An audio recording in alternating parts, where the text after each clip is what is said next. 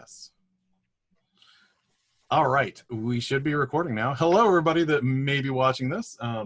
We are getting ready to play our first full session of Streets of Avalon. If you were here to see our session 0, welcome back. If you bailed out then, I guess you won't be seeing this. My name is Jared Rasher. I am going to be your game facilitator for this evening, and I'm going to have everyone introduce themselves and their characters, and then we will get going. So I am going to start with Eric. Would you like to introduce yourself and your character? Sure. My name is Eric. I am a friend of Jared's, hopefully. I think I qualify for that. Yeah. This is my first time being recorded live playing a game, so that's fun. I'm playing Zindlane the Noble. He doesn't get the privilege of having a last name because he has been disowned and disinherited by his family. I am a warlock who has made a pact with a being from the abyss, the unknown, the void. The void, yeah. Yeah, a shadow being from the void. I just recently hit rock bottom and am trying to get my life back together while fighting this alcoholism that I have. All right, and let's pop over to Bob. Why don't you introduce yourself and your character for us? Yes, I am Bob Everson. I am also hopefully a friend of Jared Rasher's. I think he would consider me a friend because I read his stuff and I tell him it's good. So, I am playing Garland Bach, who is an Outlander fighter. He is a bounty hunter / leg breaker. Who will take jobs for people to go rough somebody up, find somebody who needs to be found for reasons probably to get roughed up. And I am a fan of pistols, so I have a flintlock pistol, and I like to shoot it. Boom. All right, let's bounce over to Brandon now. If you would introduce yourself and your character for us. I'm Brandon. I am playing Bar Broomhill. He is a rogue in many different ways. He is a kind of, I don't want to say layabout, but he doesn't really have much aim in life. He does some odd jobs here and there, including running some potentially less than legitimate notes that the Church of Hermes won't touch, or people don't want to deal with them. And yeah, that's about it. All right. And let us go over to John, if you would introduce yourself and your character for us. I am John Arcadian, and I hope I am a friend, but I also wish to remind you that I did pay you out the Patreon from Gnome today, so yes. Be kind unless you want that revoked. Also my boss. I mean, not really. That's Angela. Like, I hold on to the tiniest power. Yeah, so I am playing Draman Naket. He is a bard, but the best way to kind of think of him would be this kind of has his hands in everything detective, like very, very much modeled off the detective from The Expanse, the investigator.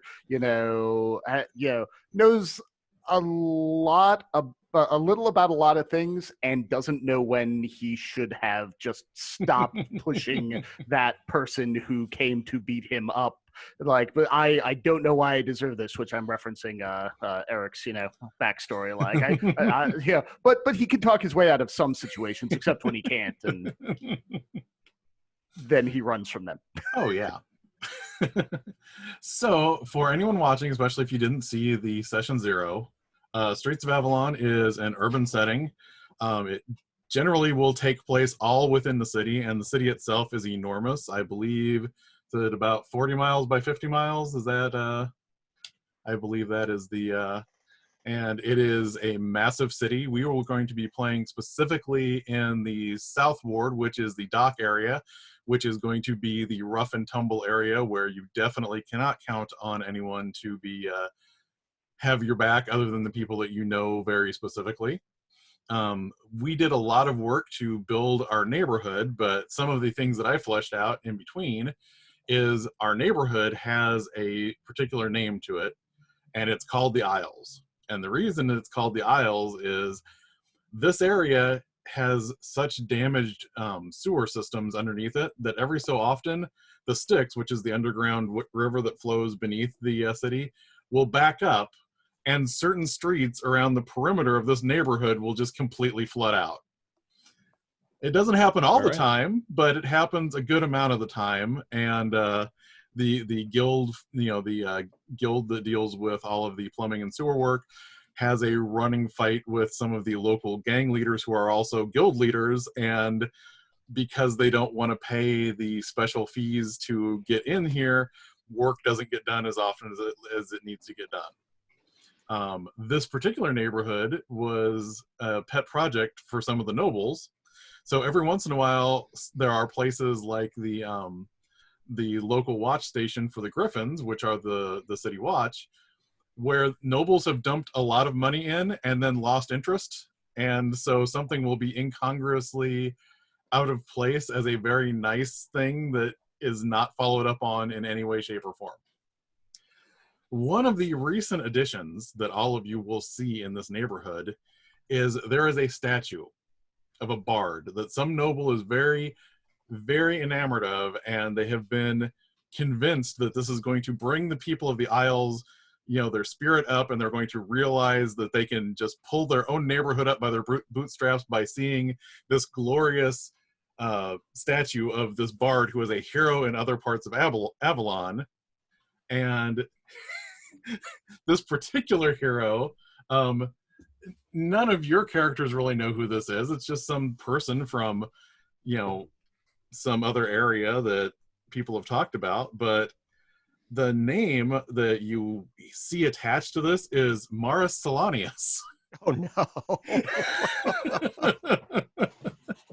And you don't get any real details other than that he's just been this amazing adventurer that's had all of these city-saving quests, but this noble just paid for this statue to be placed here, and it's just there.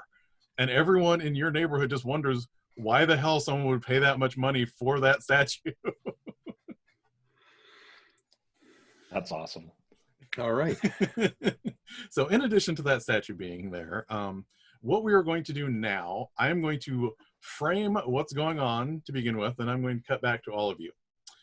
So we are not starting with our protagonists quite yet. What we see is nighttime in the city of Avalon, and at night the lamplighters come out, and the lamplighters are these mysterious creatures that are from beyond. They know things that mortals don't know, and they come out and they keep all of the lamps lit, and sometimes when people are willing to pay them a particular price, people learn secrets from them. And we see a lamplighter right now lighting one of the lamps in one of the poorer sections of the city, and it turns to regard someone, and this person hands them a box, and they pick up the box and they open it and they look inside, and the lamplighter looks at them. We still don't get a good view of what this person looks like, but the lamplighter's horrible eyeless visage just turns back on them, and with this far too toothy of a look on its face, it goes, "The payment is acceptable. At this point, I will begin recounting the tale of the people whose story you wish to hear. Allow me to tell you their tale, but I warn you, I cannot tell you all of it for this mere amount. You will have to bring me more." And the lamplighter begins to say, "Let me tell you about Zindlane, Drummond, Barrow, and Garland." And then we fade back out to our protagonists. Now, what I will need from each of you is a reason for all of you to have happened upon each other in a particular alleyway. I just want to say I would watch this show on Netflix the way you set that up. Uh-huh. Very Thank you. It's a very, very good lamplighter voice too. I like that. Yeah. Yeah, I can't do it for too long, but Nice. Right? I was a little worried there. So yes, why would you be in a somewhat abandoned, rundown alley. It's probably in the afternoon. I'll start with Garland. Garland, why would you end up in this alley? I'm in this particular alley because I am looking for a low-life cut purse who supposedly can be found down here. Okay, that makes perfect sense given who you are. Zindlane, how did you end up in this alleyway across from Garland as you wander in here? I heard that there was a. I'm waking up here. Okay. So this is where I spent the night last night because I lost my way a little bit last night and was drinking until dawn. And this is where I'm waking up in the morning, probably with whatever was in my pouch no longer there. All right. Borrow, how did you find yourself in this alleyway? Question is, why wouldn't I be here? But this is probably one of my usual haunts, one of the places that I use as a route, getting around. And yeah, maybe looking for employment for, such cut purses. Okay, so every so often somebody will come here looking for people to hire. Drummond, how did you end up in this alleyway? So, since we kind of set in the backstory that I pushed Eric's character to the edge and then felt guilty about that when we first met, I probably lost track of him sometime last night and have been scouring for him. And so I kind of find him here and go, God damn it. And I'm just like, Kick, wake up. You deserve this. You want this anymore? This how you want to live your. And I am just giving him the like morning after hatred treatment, just giving him the like, no, you're gonna have the bad alongside the good for this one. What died in my mouth? Probably your pride and dignity. Kick. No, that's long gone. And in addition to hearing Drummond say this, there is this voice in the back of your head saying, "You have work to do. Have more respect for yourself than this." And I don't know if you just woke up, if you really know whether you heard that voice or whether. Yeah. No, so I kind of turn to my side. Yeah. Work. Right. Work. Oh shit. Yeah. What time is it? Second light. Little past dawn. My eyes like bug out. It's like, oh no. Okay. I think I can still. I think we're good. Wait. What are you doing here? And as all of you, as you know, Garland kind of realizes that everyone else is kind of in here too. You hear a crash of thunder, and it just opens up raining. And as soon as the rain hits this alleyway, you smell this thick, deep, musty smell of just like vegetation and mold and everything that has been building up in this back alley just wash up in the air all of a sudden. And you hear this creaking noise. I grab Zindane, like pull him up and like, come on, we got to get higher. I think high tide's coming. Shit. As you get ready to do this, we already talked about this in session 0, but I'll recap if anyone didn't watch that session 0. We are going to be using, there is an alternate set of rules that goes with inspiration in Arcana of the Ancients, which is a book from Monty Cook Press. And basically it kind of hybridizes inspiration with the intrusion mechanics from the Cypher system. So what I would like to do right now is offer each of you inspiration as the floor of this alleyway just gives way and you drop into an underground session, an underground area. Mm-hmm. Yep. So you this rain starts pouring, this smell hits you, you hear the creaking in the alleyway, and all of a sudden just the ground beneath you gives way, and you slide in the slime for a few minutes, and you find yourself in a passageway. And within this passageway, and I would also like to point out before we get too far, you can additionally spend your inspiration to introduce a truth to the scene that does not contradict something that's already been introduced. So you have the player intrusion side of things as well. And if something goes along with one of your backstory questions, you can spend inspiration and treat what you were about to do as if you rolled a 10. And if you do that and that wouldn't be successful, I will let you roll for it, just like if you use, what am I trying to say here? Advantage? Passive perception. That was what I was trying to say. Oh, yeah. Sorry Gotcha. about that. All right, so now each of you has inspiration. You slide through the muck. You find yourself in this chamber that is lit for some reason. You can't quite pick up the light source, but there is like this weird flickering light all around you. And what you see down here is obviously a section of the sewers.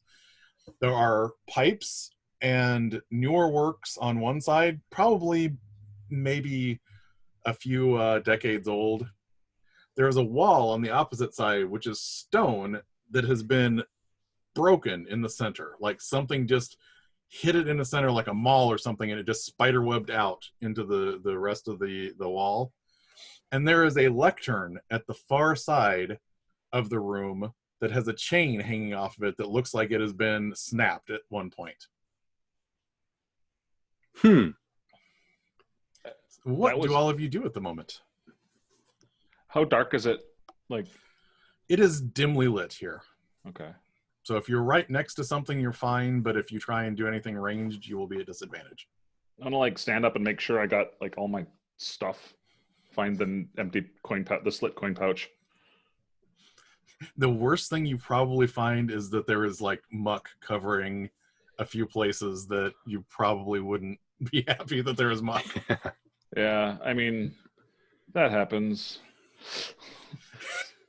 And this, unlike the alleyway where it was a much mustier, thicker smell, this is much more acrid. It's a sharper scent mixed in with all of the other scents. It is not pleasant at all.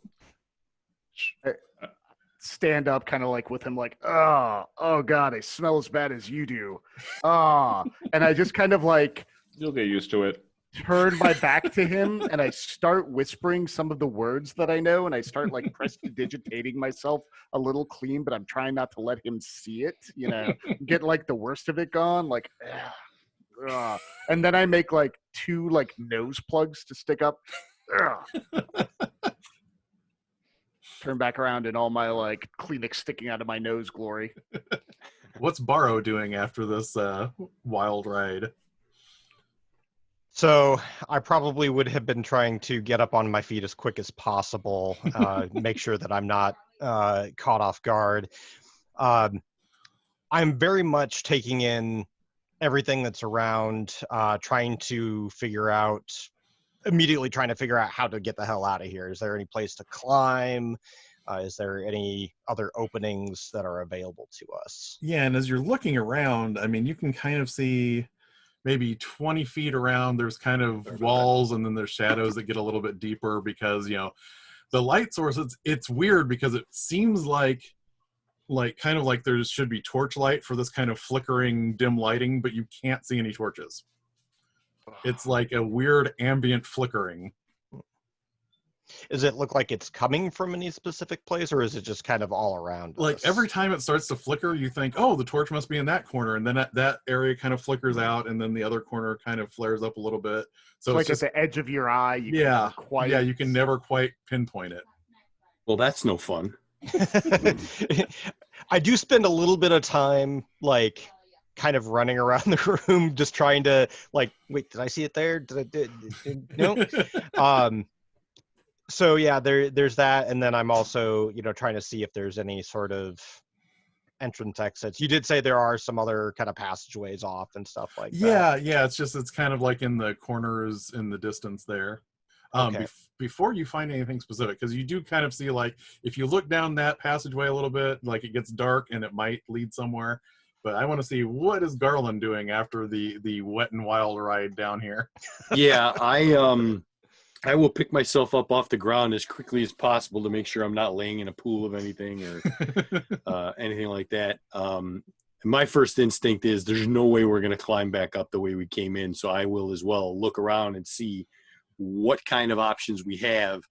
And I'm going to dig out a torch and light it up because clearly we're going to need some more light because it's a little wonky in here. All right. So The moment he does that, I go, holy shit, we're not alone. Relax, Drummond. Wait, did we determine we already know each other? yeah. Yes. Is the bond? Sorry, quick question. Is the bond like the bond questions, the answers to those bonds questions from last time? Mm-hmm. Are those available for us? I don't remember. Oh, you don't remember what they were? I don't remember them in detail. Sorry. I have them generally summarized somewhere, but Okay, it's not important. I might need a reminder. Yes. I wrote down some notes. I will formally write those out here and get them distributed to everybody.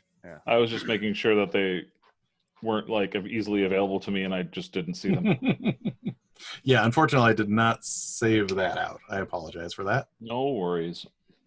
All right, so yeah, all of you know each other, even if it's only, hey, it's that guy that this other person that I know better knows. So yeah, you all just kind of saw each other before this gave way. Yeah.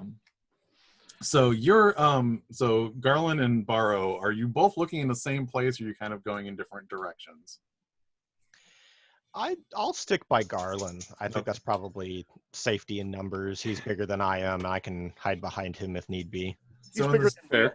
Yeah. So in the general vicinity where you're at, the lectern is on one side of it, and that broken older stone wall is on the opposite side. Relative to those two places, where are the two of you looking? I think that I might motion Garland towards the broken wall. Say, hey, we might be able to get out that way. It certainly caught my eye. If there are no other exits from the room, that would be a thing to look at. If it's been damaged already, it might be something that could be broken through. So I'll start in that direction.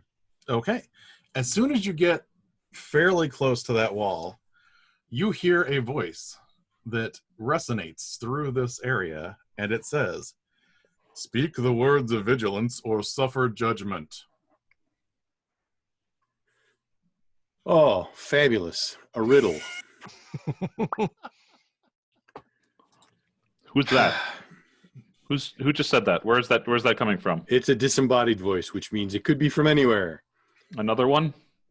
All right, then. If there's more than one disembodied voice, then... Zindlane, you hear this. It wasn't me that time. Any of you good with riddles? He fell off the wagon last night, a little there. Oh, God. Words of vigilance. Words of vigilance. Watch out. Duck. So I immediately go down waiting for an Indiana Jones type trap. Demented man. So as you're all discussing this, you notice coming up out of the muck are these 4 knives. And these knives are, they're somewhat ceremonial, hefty, like they're just short of being short swords. And they have a nice, swooping blade to them. And they lift up out of the muck in this room, and each one of you now has a knife that is pointed towards you. And unfortunately, I would like to ask you all if you could roll me initiative. Are they being held by anyone, or are they just floating? No, they are floating. There are 4 Awesome. floating knives. All right, initiative. Let's do this. That's fun. Okay, I got a 15. All right. I got a 12. Okay. Ooh. Got an 11. 6. Awesome. Not last. I'm going first next round. All right. So that means that Zindlane, what would you like to do? I want to try to grab one of the daggers by the handle. Okay. Give me a strength check. Strength check. Think that's a 12. It is a 12. The dagger gets a 13. So you grasp the handle and it like spins around and points its bladed side back at you. Almost had it. Yeah. Would you like to try and move away from it, or? Yeah, I'm gonna try to. It will probably attempt to poke you if you try and move away from it. Okay. I'm just gonna hang out here, and I'm going to. I'm just gonna hang out here and like try to like put myself back to back with Drummond if I can do that. That makes perfect sense. All right, so that brings us to Drummond. What would you like to do? You have a knife pointing at you. Yeah, so I'm looking around like in the like water and other stuff like beneath. I'm like just trying to find like a board or some like detritus or something I can use to like, put in front of myself and shield. So I probably get like a really skimpy board. And the moment he gets like back to back, I just slowly start moving behind Garland because he's the biggest. So his mouth is just completely exposed. Everybody just get behind him. Would you like to use that as a makeshift shield? Garland, yes. Hey now. I meant the random piece of detritus that you're looking Yeah. Yes. I will let that Garland, yes. that will function as a +1 bonus to your armor class, but if it hits you, it's going to basically break through that. Oh yeah. Because it's not a real shield. All right. Borrow, what do you do? I'm going to very quickly pull out one of my short swords and kind of ready it to parry if it comes at me, Okay. and kind of moving around, kind of waiting to see what kind of move it makes towards me, and attempting to kind of fake it out. I guess that would be I'm blanking on my rules. So like an all-out defense. Yeah, I was going to say, yeah, in that case, it will attack you with a disadvantage if it does attack you. Gotcha. Not giving away anything, but if it does attack you. I'm prepared. I'm ready. Let's see what happens. All right. Garland, what would you like to do? I will draw my longsword and I will put on my menacing face and say, "Stop this nonsense right now. Show us the way out of this pit." The knife is not easily read. I like you. You're straightforward. All right. So now we get to the knives' turn. So, oddly enough, the knives appear to be moving into stabbing position. But of course. Imagine that. So, we'll do borrows first. Your defensive stance may have helped out there. Does a 16 hit you? Yes. Yes, unfortunately, it does stab at thee. And that does... Wow, I should not have rolled that one. That is 5 points of damage. Oof. All right then. So yes, the knife, you were trying to parry it, but it kind of like goes around your sword and stabs you in the shoulder and slinks away. Hey guys, these mean business. Apparently. All right, let's go to Drummond next. So Drummond, I'm assuming a 6 does not hit you? You're right. Even though I'm a bard, it does not hit me. So like the knife does this weird thing where it can't figure out how to get away from the board, and you just kind of like push it out of the way with the board. Everyone, the secret is using boards. It's their biggest weakness. All right, Garland. All right. Does a 10 hit you? It does not. All right, so yours flings at you. How did you manage to miss this? Does it hit your armor, or do you just step out of its way? flick it out of the way with my longsword. Okay. And Zindley. Ooh, does a 21 hit you? It does indeed. All right. So the knife comes slashing towards you in a spinning motion and does but 2 points of damage to you. Ouch. All right. So that was all of the knives. Zindley, what would you like to do now? So I would like to try to grab the knife again. I think Okay. that's I want to yep, definitely want to just try to grab the knife again. That's all I right. can think of. Give me a strength check.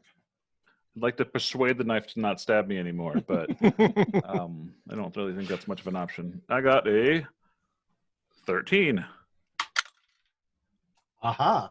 The knife gets an 8. Yes. So you feel the knife trying to jump out of your hand, but you are holding it right now. All right. So it cannot easily stab you until it breaks free of you. So you are Right. gripping this knife that's fighting against you. I'm going to use this knife to attack the other knives. Drummond, what would you like to do? So I am going to do two things. I'm going to kind of like try to use that board to push the knife against the wall and like hold it there, Okay. with the board. And while I'm doing that, I'm going to use my bardic inspiration to give dice to Barrow by yelling, Broomhill, blah, blah, blah. Broomhill, you bastard, you do not die in the muck. You die in other muck. So yes, now you have an inspiration die. And if you could give me also a strength check. Oh, 19. Plus my 0 strength. 19. Oh, 6. So you have this board on top of the knife, and the knife is like trying to push up against the board, but currently you're holding it in place with the board. My veins tiny on my tiny arms are just like... Aro, what would you like to do? I think I'm going to try to smack it out of the air with my sword and see if that does anything. Okay. So I'm guessing that's some sort of attack. Yes, please give me an Okay. attack roll. Ooh, that's a much better roll. That will be a 22 to hit. Yeah, that hits. Okay, and then 6 plus 3. That is 8 damage. All right. You hit the knife. You'd see a large chip come out of the blade, and it kind of spins aimlessly for a little bit. One thing that I will do, because it is an optional rule in the Dungeon Master's Guide, here's the ping, the more you know thing. But one of the optional rules is to still let people know about the bloodied condition, even though there aren't so many things that trigger off of it like it was in 4th edition. So I will let you know, technically this knife would have the bloodied condition. It has been damaged past half of its capacity. Are you applying that to the players too? Yeah. Okay, so I'll be bloodied. Yeah, you can easily tell. One of the things that I like to do for that, since hit points are supposed to also be inspiration and energy and not just physical health. For example, if you ever have a situation where someone is fighting to first blood, technically the way I usually run that is it's until you're bloodied, because that's when you actually start taking real injuries, not just getting worn out and bruised and things of that nature. Makes sense. So yes, this is a clearly damaged, structurally compromised knife at this point. Garland, what would you like to do? I'm going to swat at the dagger in front of me as well. All right. Seems effective. Oh, look at that. That is a 20. Nice. 22. Sorry, I believe that hits. Yeah. For 10 points of damage. Wow. Your knife is also, for lack of a better term for a knife, bloodied. It is significantly structurally damaged. Dulled? Jacked Yeah. up, sir. All right. So, first off, the knives that are pinned are going to attempt to unpin themselves. So, Zindlane, if you would care to give me another strength check. Not the strength check. That is a 8. And I should say, do you have athletics? Do I? I am not trained in athletics. Okay. Or proficient in athletics. Okay. So you don't get your proficiency bonus, but it's okay because the knife got a 2. So you're still hanging on to the knife. And Drawman, your knife got a whopping 11. Yay, I got a 16 plus 0. That plus 0. Drawman's just this is fighting all to keep the that dice. board on Yeah. it. All right, so that's those two. Now, our duelist and their damaged knives here. That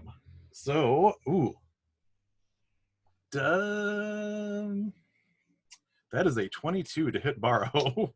No. This knife does not like Borrow. It's been nice knowing you guys. Good thing we have a cleric. Oh, we don't have a cleric. Borrow, you take Well, we might 2 now. points. You take 2 Let's points of recruit a damage. cleric. 2? Yes. Okay. That's not so bad. And Garland, your knife lunges at you and gets a 16. Damn. Does that hit you? Ties go to the attacker, right? Yep. Yep, that hits me. And you take 3 points of damage from this spinning damaged piece of metal that slices into you. Oh, I undercut my damage last time. Oh, no. I got to remember that next time. How much more would you have done? 2. 2 more? I will let you do those 2 more. So with that, actually, you notice as the knife, the retcon story here, as the knife gets closer to Garland, it starts to spin to hit you, and the blade and the handle separate, and it falls motionless to the ground. Yay. Yay. So now there are 3 knives, 2 of which are pinned, 1 of which is damaged. All right, so now we're back to Zindlane. You are holding this knife. It is fighting against you, but you still have it firmly in hand. I'm going to address the disembodied voice and say, I've got your knife and it is mine now, and I'm going to bang the knife on the ground. Okay. Since you're already holding it, go ahead and just make an attack roll. Are you proficient with knives? I am proficient in martial weapons, yes. And actually, I'm going to say make the attack roll with advantage. Okay. So I'm just gonna roll and see attacking. How does attacking work in this game? Hey, I have dagger. I'm just gonna roll dagger. Is that okay? Yeah. That would be the same numbers. All right. I got an 11 and a B. What's a B? That's 20. That's a 20. My What roll kind has of dice? broken the scale of numbers. The D&D Beyond dice roller has a B as the 20, and I was like, I got you. either a 20 or it's a 1, and I'm not sure which until it tells me. All right. So I got a 23 then. yeah, and it was a natural 20, correct? Yeah. Yes. All right. So roll 2d4 and then add your dexterity. My strength? It doesn't matter. Yeah. Whichever you use to hit with. Yeah. Strength seems to make more sense if you're bashing a dagger against the ground. They're both +1 for me, Yeah. so it's all good. Come on, give me a roll.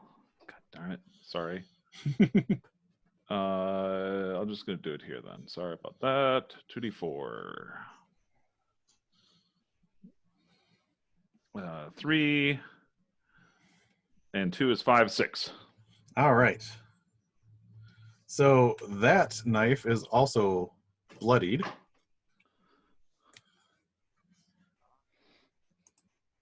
Drummond, what would you like to do with the knife that you have pinned beneath the board? All right. So, Borrow, you're looking pretty bad, I'm guessing, right? Yo. Okay. This is going to be dumb of me. All right. I make a half-hearted, totally cinematic attempt to let the knife off and swat it towards Garland, Okay. and yelling, Garland, your turn, and I go running towards Barrow, and I kind of like do a slide, in the muck to get to him. While I'm casting a spell. This is all just the cinematics. Uh-huh. Like, do it with disadvantage because you're trying to be fancy, John. Uh-huh. I grab like a chunk of like slime off the wall for my spell casting, spit into my hand, and like as I get there, I just like slam that onto his wounds and say it. Like Nice. under my breath that I don't want him to hear because my spell casting comes from secret place, and cast Cure Wounds on him. Okay. Oh god, it stings! I am going to have, since you're using your action to cast a spell, I'm going to have the knife take an attack of opportunity, but it's going to be at disadvantage because it was under the board before it takes the swing at you. All out. So I'm going to guess a 6 does not hit you. Thankfully, no, because that's about how many hit points I have.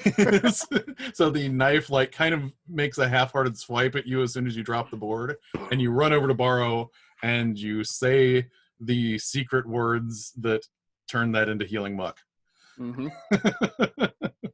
I've just grabbed like muck and slime and gray water, thrown it on you, and it's made you feel better. Mm. Never underestimate the power of spit. Rub some dirt in it. All right, so that was Drummond's turn. Barrow, what would you like to do now? You're feeling better, but you have more slime on you and also Drummond spit. Oh, I really want to take a shower after this. All right, I'm going to, with renewed vigor, swing at the dagger again. All right.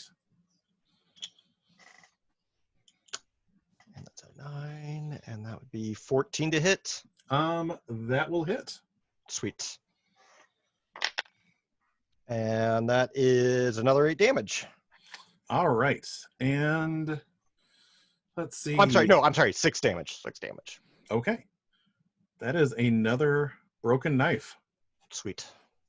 So we are down to 2 knives now, one of which is being firmly grasped by the warlock. All right, Garland, what would you like to do? There's one knife in the warlock's hand that he's bashing against the ground, and then there's the knife that just kind of spun off that tried to stab Drummond. I will swat the crap out of that one. All right. And let the swatting commence. And that is not going to cut it. That is a grand total of 8. That literally will not cut it. The longsword swings through the air, nowhere near the knife.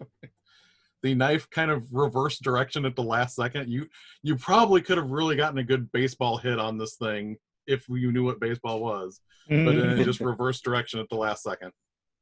It's a shifty little bugger. All right. So that brings us back to knife number 1 that got bashed against the ground. Zindlane, if you would like to give me a strength check. It's trying to get out of your grasp as you're beating it to death on the ground. All right. I rolled a 5. I got a 5. It got an 11.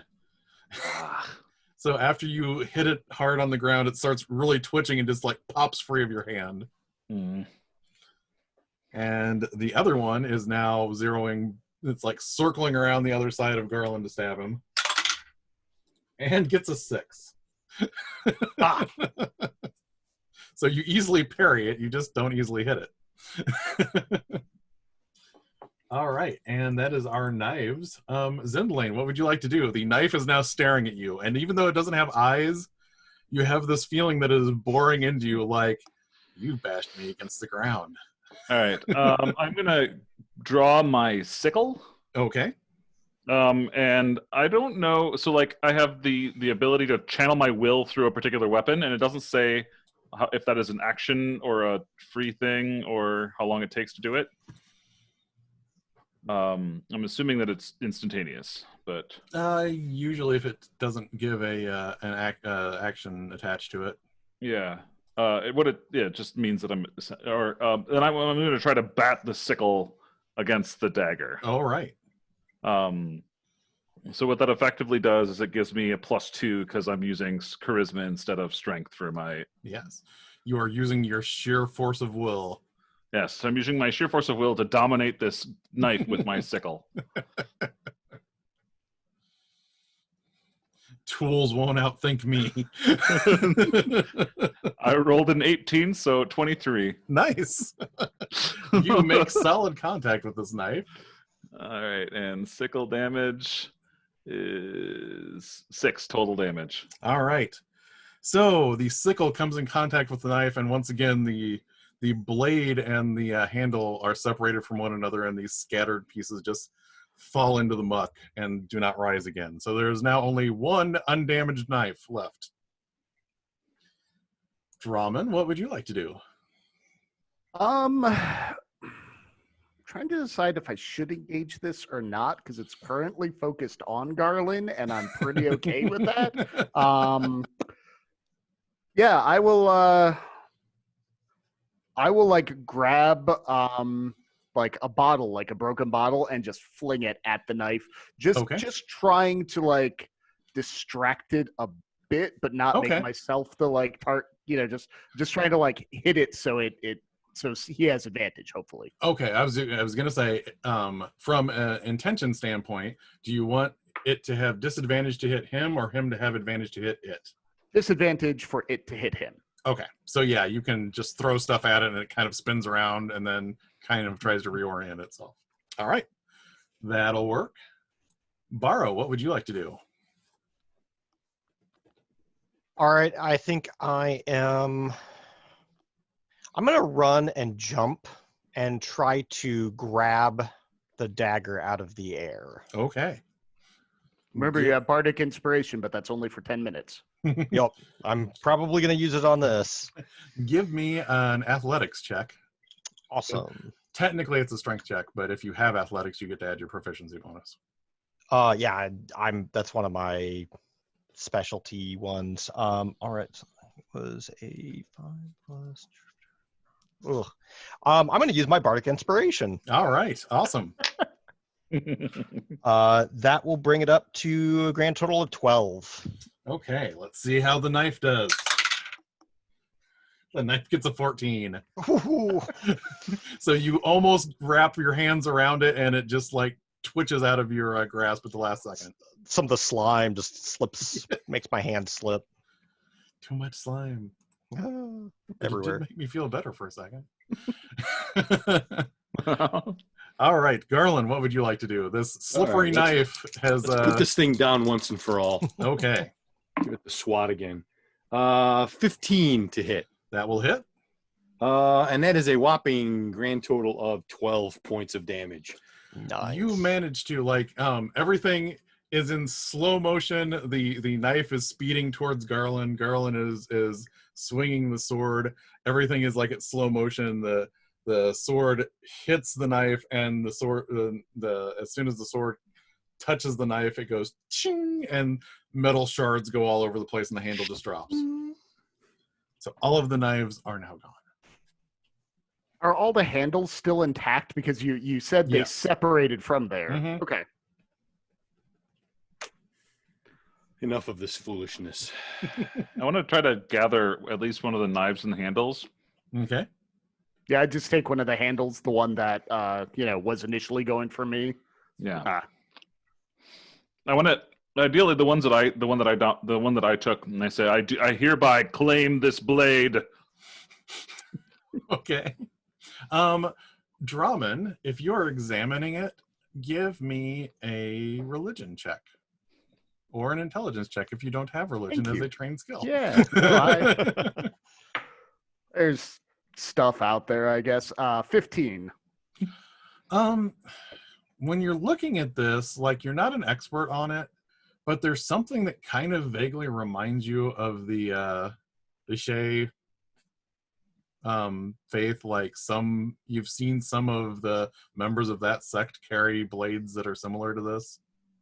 With full Sherlock Holmesian confidence and tone, the markings here are relevant to the Lachey. They must have lost one of these knives long ago before it came down here. And I poke it in like I know what I'm talking about. Yeah, you're very confident of it, not just, I think this is it. It used to belong to them, but now they belong to us. We have conquered. And you also hear the voice in the back of your head saying, "That hilt is nothing compared to what you can conjure." Hmm. Eh. And everybody sees him like,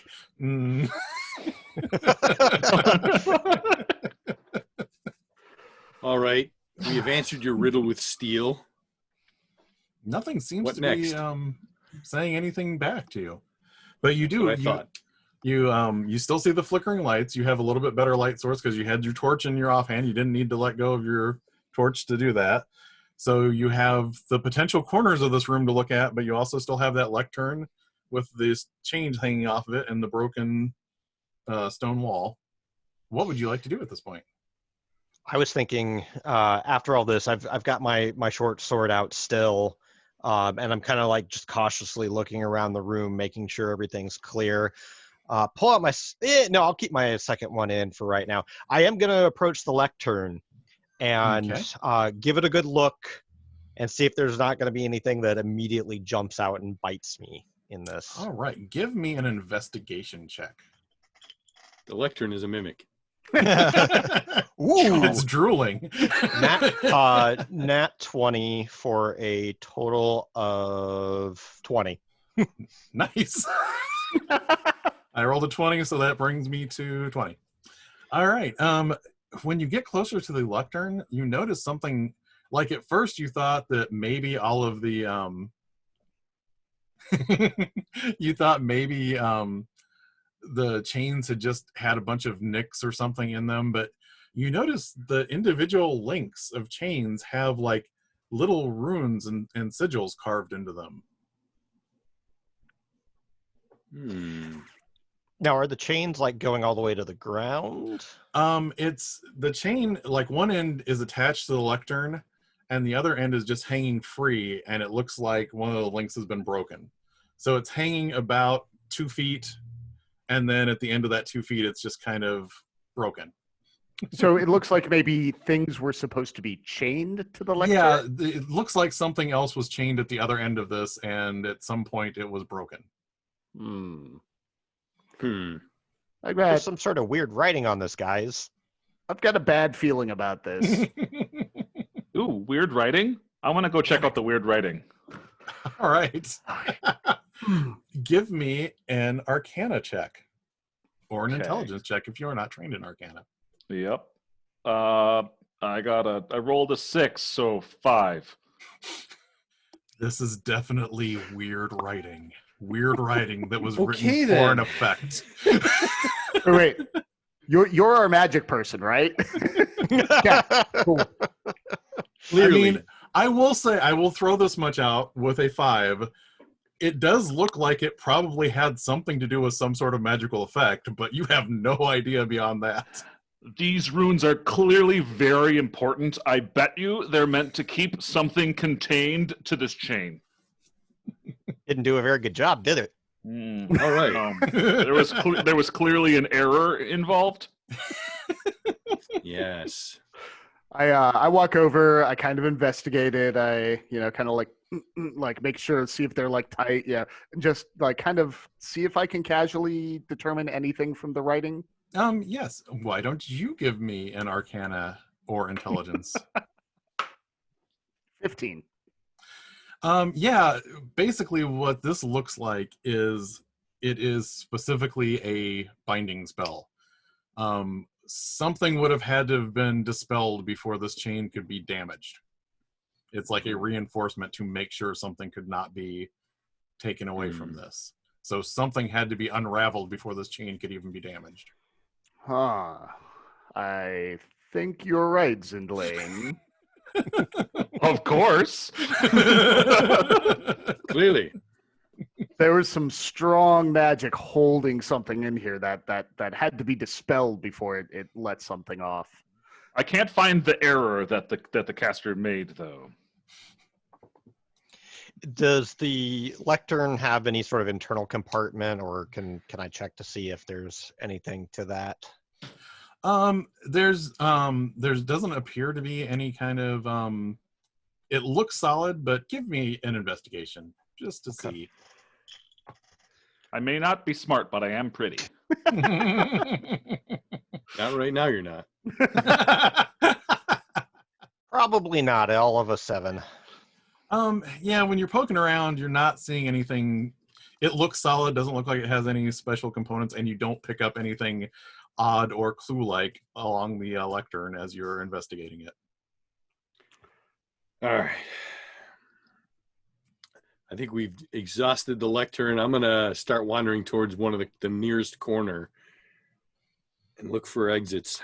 Okay, and you have a torch, correct? Yes, I do. So you are not at the mercy of the flickering dim lighting. Give me, if you would, give me your perception check and let me know what your passive perception is, because that's the lowest that you can get for that check. Yep. Passive is 13. Okay. Oh, look at that. I got a 21. All right. So off in the corner, it looks like there is an access tunnel that might lead to some stairs that would go up. Like you can't... think I found an exit. Is that through the broken wall? No, the broken wall is on the other side of the room yet. Ah, okay. Would anyone like to look at the broken wall? I would. I'll head over there, but I want to see if I can like grab the mini crowbar from my thieves' tools and like leverage the chain off. You know, just take the chain with me. Give me an athletics check. With advantage, because you're using a special tool for this. I got an 11 and a 10. The 11 is actually enough to do it. Because the enchantment has been broken. And then I just kind of wrap it around my arm and secure it with like a rag. Okay. And I head off with Zindlane. Okay, Zindlane, you see this wall, just looking at this stone wall, this looks way older than everything else that's down here. It looks like they built up the rest of this sewer tunnel around this wall that was already here. Like this was some kind of foundational bit that existed underneath Avalon, like longer than this section of the sewers did. I think whatever it is escaped through here. But the wall is not broken all the way through. It's just like smashed in the center. Just cracked. Oh, yeah. Something was very angry. I want to like look into the smashed bit and try to see if there's anything in there. All right, give me an investigation check. Yeah. Also not good at that. So a 7.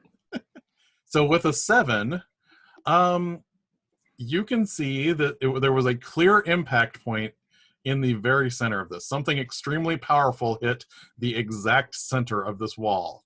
But it didn't, this wall is much thicker than this. It looked like it's intentionally. You roll well enough to know that this looks like someone intentionally tried to deface this wall by hitting that one point. Well, they didn't get out through here. Unless they were really small and really strong. and apparently very angry because this wall took a beating. They were trying to damage it. I don't know why though. We should probably leave the other way. I look around in any debris that's nearby and see if there's any like writing on any of the stones, if it looked like there was a statue, if it looked like there was like a face relief or something in there. All right. Give me an investigation with advantage because you told me something specific that you were looking for there. Can I just take my passive instead? 11. Yeah, that's enough to notice that, yeah, when you start looking at the stone that broke off from that central impact, there appears to be more sigils and runes in some of those rocks there. I throw one back to Zindlane and say, I think this was related to the binding on the chains. Oh, interesting. Why would they draw on the wall and the chains? Now the wall looks way older than the lectern, though. Does the chain on the writing on the chain match the writing on the wall? Yes, it's the same style of, not seeing it in order. You can't really see like, oh, this spell is to do this, but they do seem to be like abjuration style symbols. Here's my completely uneducated theory. See what you think of this, Zindlane. That set of runes on the wall was holding something in the room, and then it got damaged. and it couldn't do the job anymore. So whoever was holding whatever it was here said, let's do the chain, and added the chain in. And then eventually the chain didn't work anymore, and whatever it was got out. So I'm gonna like kind of like look up like inside of my head and kind of mutter to myself, does that sound right? I don't want to do an Arcana check. Okay. Excuse me. I got a 14. Yeah, it does sound like once you have the idea that was abjuration, it seems like this whole chamber was set up as like layers of things. Like that was one layer of protection, and then the chains were another layer, almost like maybe someone built one first and then decided sometime later, maybe we should build a backup in here. Yeah, that sounds right. That's a really good idea, Garland. Unfortunately, it didn't work. Apparently not. Like, if you try to contain something that gets angry enough, then maybe that doesn't keep working. What required 2 levels of containment, though? Like, who sat here and said, "Hey, I've got ancient magic to contain something," then said, "You know what? Let's double up on that." That would lead me to believe that whatever it was they were containing was pretty powerful. Yeah. And let's now it's leave. loose. Drawman, Let's leave. as you're working through this, give me an insight check just to do that whole like picturing yourself in someone else's shoes as you're working through this. 21. So what you're thinking here as you like say that out loud is that maybe there was one group of people that set up the first protection a long time ago, and then someone else maybe found this centuries or thousands of years later and went, oh, we need to build on top of this. So it might have been a separate order that saw the original seal and decided to reinforce it at a later date. So, like, do you say that? I mean, I say, because that's what Garland's saying. Like, I think Garland's right. I'm just worried that whatever this was, somebody was freaked out enough about to double bag it. Like, let's Is somebody like stay the down people here. who's the order of the Sarah knife people? Like them? Possibly. Do you know where they are in town? Uh, Do I know where they are in town? I was usually, going to say, you probably know enough about town. Like, if you find a graveyard, you can find members of this order. They basically deal with the dead bodies in town. We could go talk to them. not a bad idea. And if whatever it is Ask out, them if- it's Ask we them want to if they make sure maybe that we're lost not the around. knife. Hey, did you Or lose four? this? I like that idea because it takes us out of here. So let's go do Yes. that. Yeah, I'm with that. How do we get out of here? Is there? I don't see an exit. there's an exit over here. Oh. Wow. Yeah, let's go that way. So now that you have found this passageway that looks like it leads to an access tunnel, I would like all of you to give me a group perception check. Mm. Do you want my passive perception or? Yeah, your passive will be the lowest you can get. So you can only 17. get higher. Nice. Oh, I got a 1. Passive it is. I get a 13.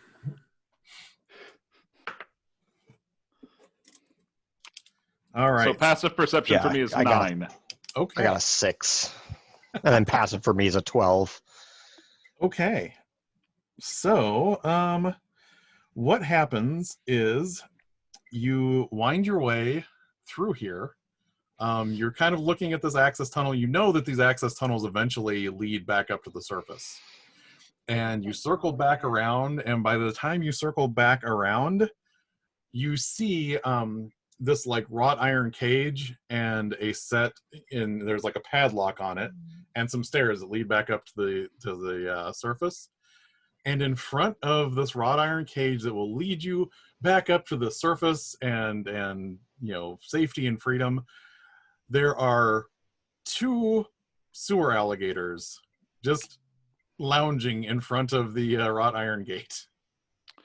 Oh, Gators. on our side or the other side? On your side. I try to bond with them. No. I mean, try they're to not. bond one with my sword. They're not attacking yet. They're just both sitting in front of the gate. Well, I growl at him and wave my sword menacingly and and try and chase him off. Okay, give me an intimidation check with disadvantage. All right, that tells you all you need to know right there. Disadvantage. I am good at intimidation though. Yeah. Disadvantage. That would be a whopping 12. All right.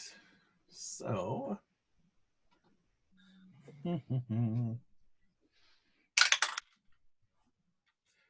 Apparently, they must have eaten recently because they don't look scared, but they look kind of annoyed, and they dive back into the muck and swim off.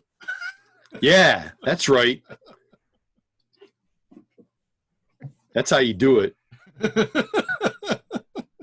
You Were they have a guarding the gate, or It looks like they just probably are, ate Or just some hanging sewer out. rats and decided to take a nap here. They're just chilling. so is that our way out? Yes, that is our way out. Ah, good. But we have to pick this lock first. Or break it. Or break it. I can give it a shot. You have a crowbar, right? I have thieves' tools as well, so. Oh, It's almost like we live in Avalon. It's like I'm a shady character who does things that, These are what we like to call alternate keys. Welcome to Avalon. Have some thieves' tools. So yeah, Nice. Barrow, please give me a tool proficiency check to see. A person with thieves' tools named Barrow. there. I have a very specific origin. It's just kind of a happy accident that it sounds the same. Do you have a sibling named Beg? That will be so dexterity percent 5 19. Oh jeez. Woo-hoo. Yeah, you easily, you just put those in there and do the half turn around and it goes ploop, and it pops open. I've had worse. So yes, the padlock easily pops open. What would you like to do? Just kind of, you know what? I'm gonna pocket this padlock. Never know. Yeah, well, You'll never know. And you do know in this particular neighborhood, the sewer workers guild does not come down here nearly as often as they do in other parts of Avalon because there's Not as often as they should. labor disputes going on. Having to do with flooding streets. So yes, you can easily traverse the stairs back up to the surface. And I will let you decide. We had several locations that we determined. Where does the sewer outlet come out as far as the locations we have already established? Near the corrupt watch. Uh-oh. I like that. Yeah. So yeah, you come up in the alleyway behind, and everything else here is it's very gray and sodden because it's not repaired very often around here, and especially towards the bottom of the buildings, everything is rotting out because of the flooding and everything. But this watch structure looks really nice and impressive. This looks like something that should be in the the North District with all of the upper class homes and all of the nobles, and it just sticks out like a sore thumb. It does look like it's picking up a lot of mold on the whitewashing on the outside of it, but it still looks way more maintained than just about anything else in this neighborhood as you come out here. And they actually have sturdy door frames and things that were manufactured and not just repurposed. Because a lot of buildings around here, when a building falls apart, someone grabs all those pieces and uses that to reinforce another building. I scraped some of the sewer muck off myself and just slam it on the white wall and just draw down.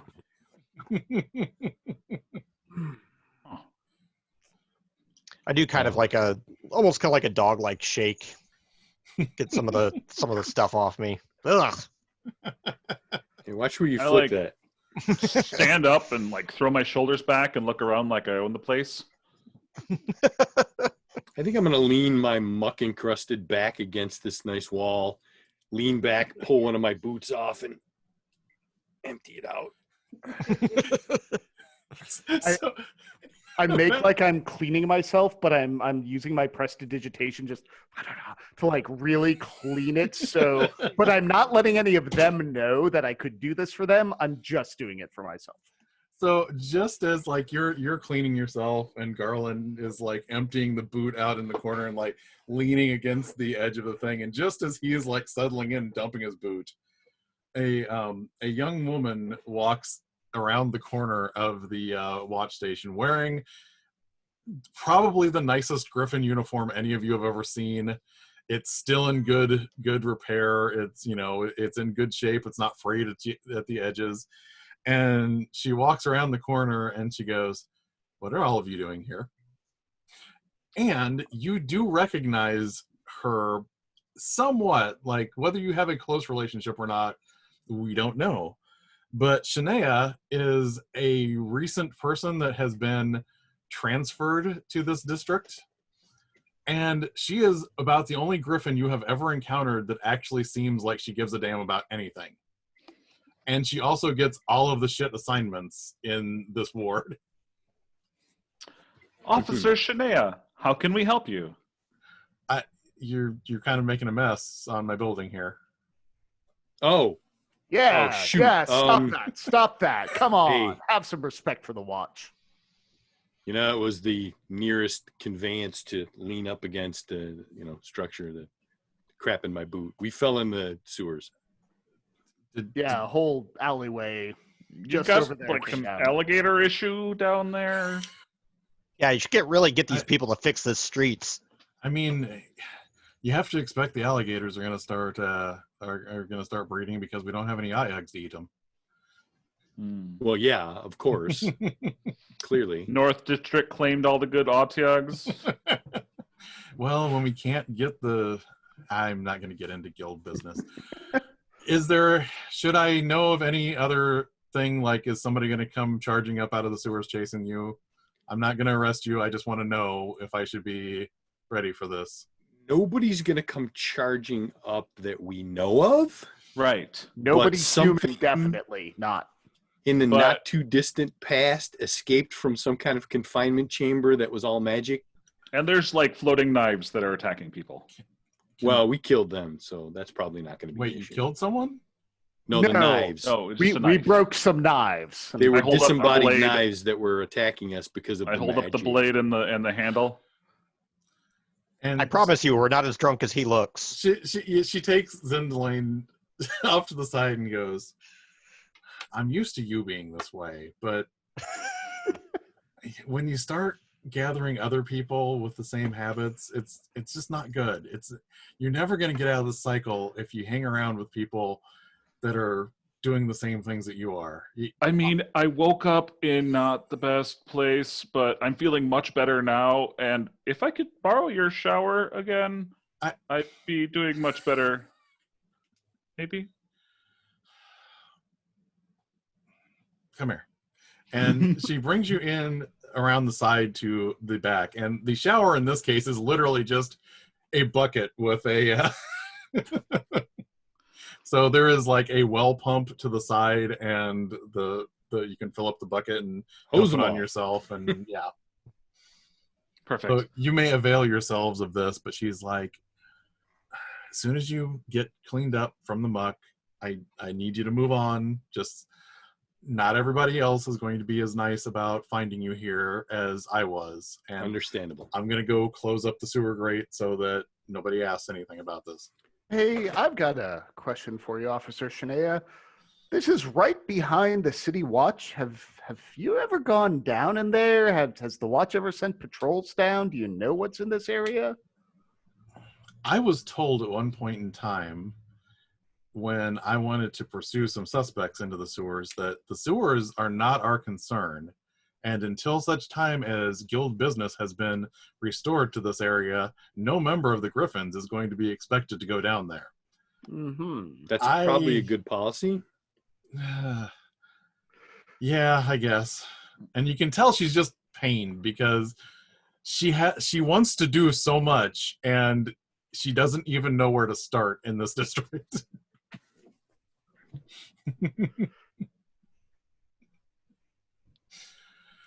So yeah, get washed up and get moving along. And then she looks at everyone else and says, "All of you, don't use him as an example." And she points over at Zin.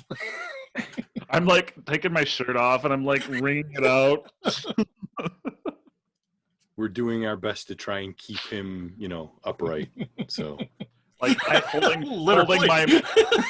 my mouth under the bucket, kind of like letting it rinse everything out. Mm-hmm. So she kind of shakes her head and circles around the side of the building. What would all of you like to do at this point? I'll call after her one more time as she's going around the corner. Just keep an ear and an eye open for anything weird. Other than us. Yeah, well, We live in the Isles. Everything is weird. Weirder. All right. Thank you, citizen. No, thank you, Griffin Shania. Thank you for your service. Like, even though you can't see her, you can feel the eyes rolling as she's walking around the side of the building. I come back around the corner, like tugging my shirt over my head, and like you can see that I've scrubbed my face clean, and like my hair is kind of slicked back. My long hair is slicked back, and I look like prettier than you've seen in maybe ever. You look like you've only been homeless for 10 days now. Oh, that felt good. Well, man, you all are dirty. Yes. I'm not, because I prestidigitation myself off. I'm magically clean. Man, you all are dirty. Where'd you get that bucket? I mean, I was. Did you find Did you find another bucket? The world is full of buckets if you only know where to look. I need a bucket. Well, I have clearly lost track of my mark now, so I'm I don't know. Who are you hunting today? Some lowlife cut purse. I don't even remember his name. He's a little weasel. Yeah, I have a Weasel. That's what it was. It was Weasel. I knew I'd remember it. Vicious hole in my own purse. I'm sure that's the reason. I would not doubt it. Purse is empty. Well, since you've lost your quarry, and since we have something that may be of interest to the Lachey, what if we go visit them and ask them about it and see if there's any way to profit off of our misfortunes of today? Not only that, but they might know what was imprisoned down there. That's important too, I guess. And they might want to know that it's loose. And there might be some monetary compensation for alerting them of Perhaps. Lost. I like this plan. Let's do it. All right. So you know that there is an open plot of land that is towards the edge of the Isles, and it is just around the corner from Drummond's secret garden alleyway. Which I don't know that you have ever shared that with anyone else, but you know that this is probably just like the next street over where this plot, of land opens up. And if we walked through the secret garden alleyway, we would get there, just like that. Mm-hmm. But I take them the long way around. It takes 10 minutes to. Yeah, all of you notice that, why are we going all the way around this way? No, this is a shortcut. This is way better. Trust me. I know the city like the back of my hand. We walked by the other side of that alley 10 minutes ago. No, we want to go to the left. To the left. To the left. Drummond knows all of the best places in this part of town. Just follow him and he'll get us where we need to be. When I don't listen to him, I tend to get lost. Clearly. But getting lost can create some of the best adventures. I'm sure it does. You meet some interesting people that way. Meet a lot of interesting people here.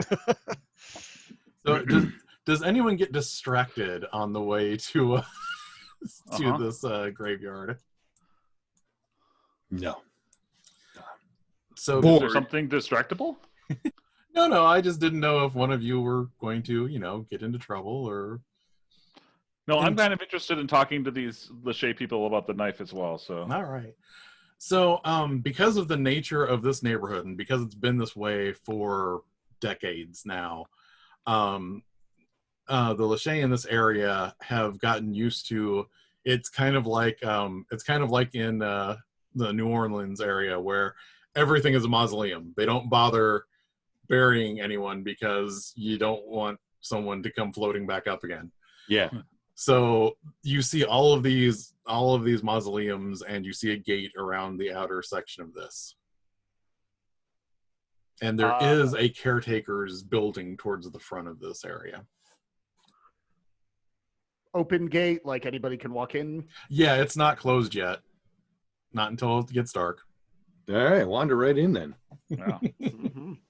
I want to keep an eye out for like markings that match the markings on the daggers, knives, the ceremonial knives. One of you grabbed the chain too, right? Yes. Drummond did. Yeah, Okay. Drummond has it wrapped around his arm. Oh yeah. Spellbreaker, which is a reference to a book. So as you come walking in, someone opens the caretaker's hut, and you see a man. He's not, he's probably middle-aged. He's not old or anything, but he comes walking out, and he has the Lachey garments with the inverted cross on it, and he's not wearing any shoes, so that he can touch the ground and feel the strength of the earth. And he comes walking out and goes, "So, do you have a body that needs to be interred, or sacred Not rites yet. to be said over remains, or Not yet. are you planning on reserving a spot in one of the nicer mausoleums?"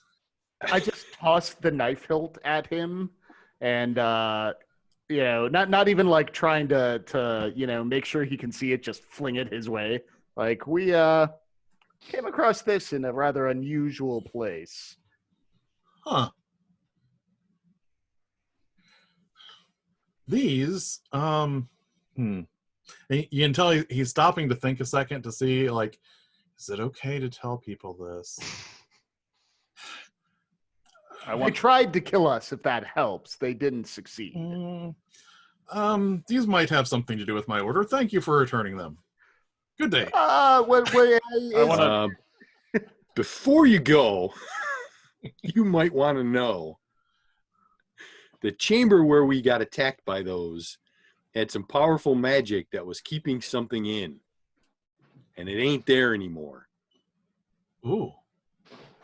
Give me an insight check when he says, ooh. Yeah. Oh, I got some insight. I'm good at that. Oh, not as good as I wanted to be. 13. I mean, there is definitely recognition here. Like, this isn't just that's an interesting fact. That's like, I know of something that might provide more context to that. Yeah. Can I roll insight as well? Yeah. Just put that anyway. I got an 18.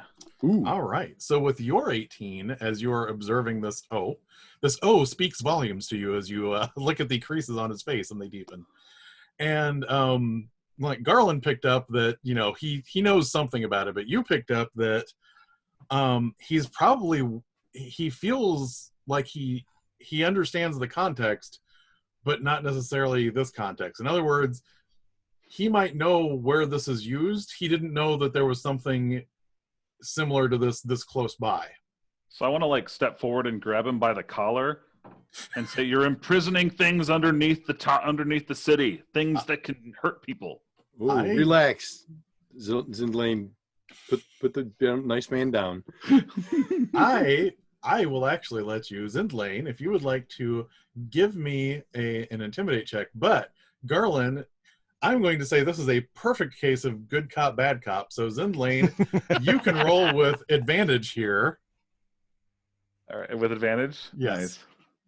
I feel out of my element. Usually I'm bad cop. I I got a 16. Okay. It's like, no, we weren't.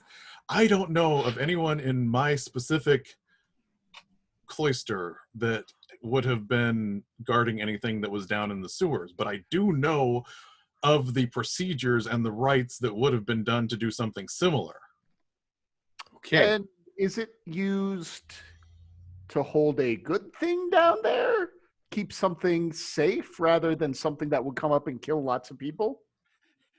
He hears that like slightly hopeful tone in Drahman's voice and goes, no. I was afraid of that.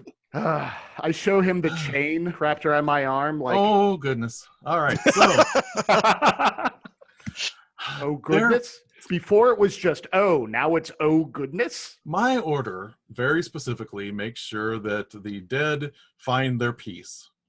That is our entire purview, is to make sure that the transition to whatever goes into the afterlife is done properly. Unfortunately, there are certain unrestful dead that have come in contact with various curses and imbalances in the natural world that might, say, colloquially be called undead. In some cases, these undead are very difficult to destroy, so it's easier to, say, create boundaries around them and to keep them locked up. Usually these places are very, very well marked, and other members of the order will pass on when these things have been imprisoned. If this had been done and not passed on to those of us that are serving in this particular ward, this must have been done a very long time ago, and whoever could have informed us must be long gone. So whatever was imprisoned down there was likely imprisoned a long time ago. Would there be any documentation left behind with your people? If it In an wasn't, old book or something? Buried in a tomb. Drahman, what did the strange voice say again? Oh, something, words of Speak vigilance. the words of vigilance. Yes. Oh, yes. That would be for someone that was allowed in the area to do proper rites. Sometimes the words of vigilance are given to someone so that they can disarm traps. If they, for example, let's say you find a group of brave and valiant adventurers that are willing to try and destroy an undead creature that you have imprisoned. You might speak the words of vigilance to allow that person to go in and set that accursed being to their final rest. Right. Or Future if, say, reference. someone wanted to come in and increase the strength of the wards that were already placed there. Or remove the spells on them and let something free, because That would be a bad idea. That would be a very poor use of the words of vigilance. That would literally be an abuse of the words of vigilance. For future reference, the Wow. words of vigilance are It varies depending on the individual wards that are set up. It is a magical phrase that is set at the time that the wards are created. The password. Yes. So these knives attacked us with that words of vigilance thing. Yes, because you didn't speak them and you were in an area Yeah. that was warded. So whoever came in and removed these knew the words of vigilance. Oh my, Which yes. is very bad. That is Very bad. bad. That is bad. You are correct. So Your people have a lot to answer for. yeah. I don't know. I'm betting this was a long time ago, I'm and pretty mistakes sure were the- probably made. I'm pretty sure the Griffins would want to know why you're keeping dangerous undead creatures underneath their watchtower. And not doing your jobs and keeping these dealt with in this area. That would be pretty bad. And, it would be pity if somebody with the proof, of the Lachey not keeping up their sacred duties. And you notice, like, even though he was intimidated before, you notice, like, he falls back into his streetwise sense of what he knows about this district, and he goes, look, I understand. I truly believe in my religion and making sure that the dead transition properly, and I want to do that job properly, but I'm not going to be held account for someone hundreds of years ago that might have screwed up and not told somebody else. And I pay my money to Grandmother Shark, and there is no reason why the Griffins would come looking at us for not doing our job.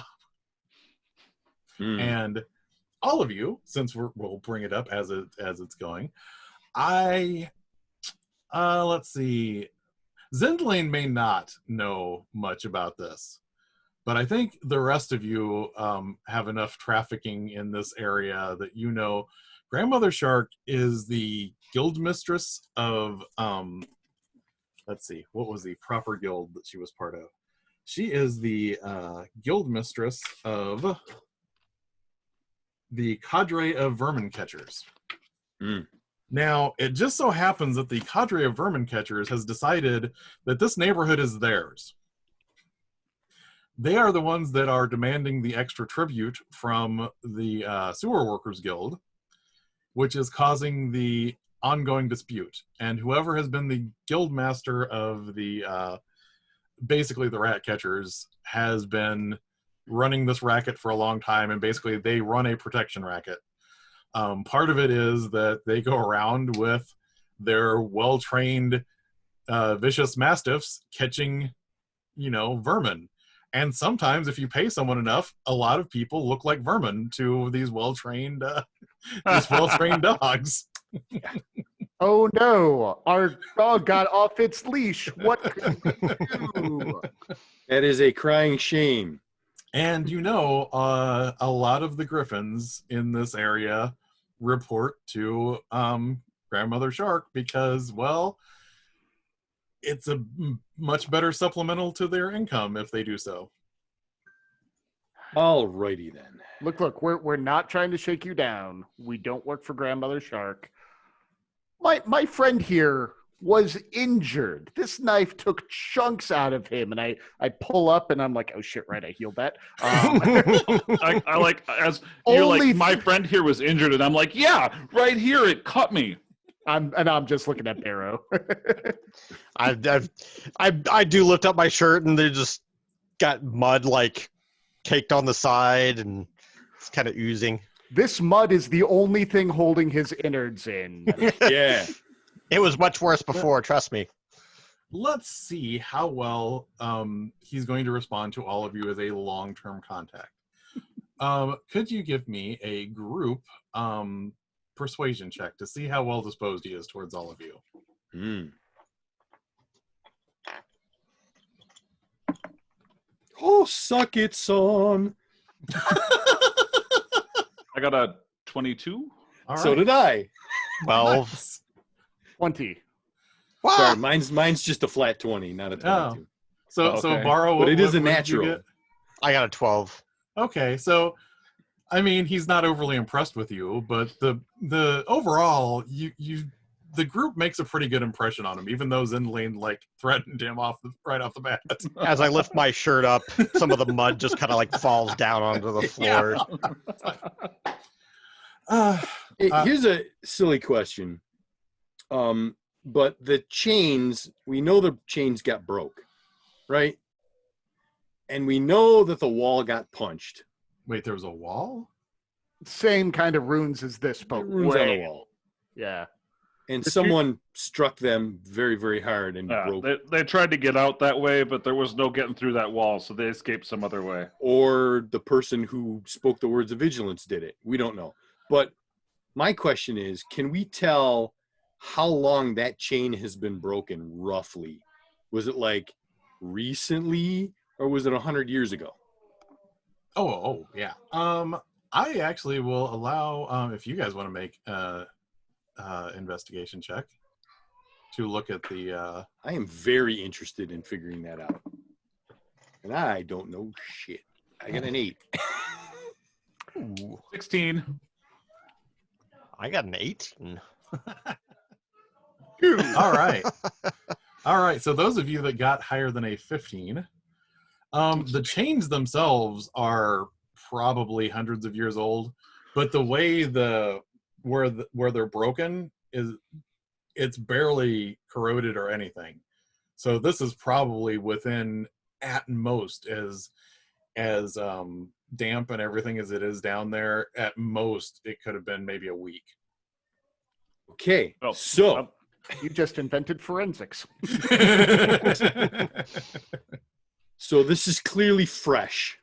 which means whatever undead was kept down there, A, it just got out, and B, we already know that someone with knowledge of your order's process and the words of vigilance, not necessarily someone from your order, but someone who knew the words of vigilance from wherever, helped this thing get out. Now that you mention a wall with a seal on it, Yeah. I can't. I know there's something more going on, and I'm not trying to hide anything from you, but all of this sounds more involved than a typical containment tomb. So, all right. And he walks back into the shed for a minute. I'll be right out. And he walks in, and he walks back out. And he comes out, and he hands you a note. And the note is a promissory note from the Lachey in the amount of 250 silver. Uh-huh. And in case anyone that's watching this does not pick up on this, this is the silver standard. So in another D&D game, that would be like having a promissory note for that many gold pieces. So this is a pretty substantial amount, at least for, an opening number of people. If you would, I would like to take possession of that chain. And if you could not spread this information too far before I have a chance to research it. I am very interested in this. I'm going to look into our archives and maybe talk to some of the other Lachey priests in the other nearby districts, and drop by whenever you get the opportunity, and I will see if I have that information for you. And if you're willing to keep this just between us and let me have that chain so that I can do the research, I am more than willing to give you this promissory note. Do you know if you can trust some of your fellow Lachey if this is obviously the work of somebody who knows the words of vigilance? I need to do the research, but now that you have mentioned the seal on the wall and the chain, I am starting to think this was an interfaith situation. This is getting worse and worse by the moment. The Lachey didn't think they could handle it, so they called in somebody else for help. I say, Garland, grab the promissory note, and I start unwrapping the chain, but then I pull out the crowbar and I snap off and leave like 5 links for myself, and I hand him the rest, and I say, some big undead thing is out now and walking around the city. And this chain was one of the only things holding him in. I'm keeping this as part of my payment, and you're welcome. And he says, as long as I can count on you to stay quiet until I can do the research, keep whatever you need. And then he gets this really serious look on his face and like grabs your shoulder and goes, it might be worse than undead. I hand him the small part of the chain. And fine. Okay. What else are we talking about? Yeah, what kinds of things are worse than undead? And That's the voice in your head. Yeah, Zindlane, as soon as you say that, you hear the voice in your head say, oh, there are a great many things. He kind of like takes a step away from this guy and starts nodding. Oh. and he worries me sometimes.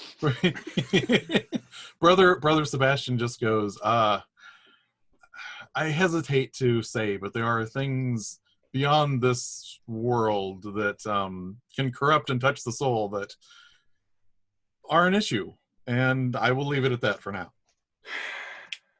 All right, we will do our best to remain silent about this. If you need any assistance, you can send word for me here, and I tear off a corner of the note and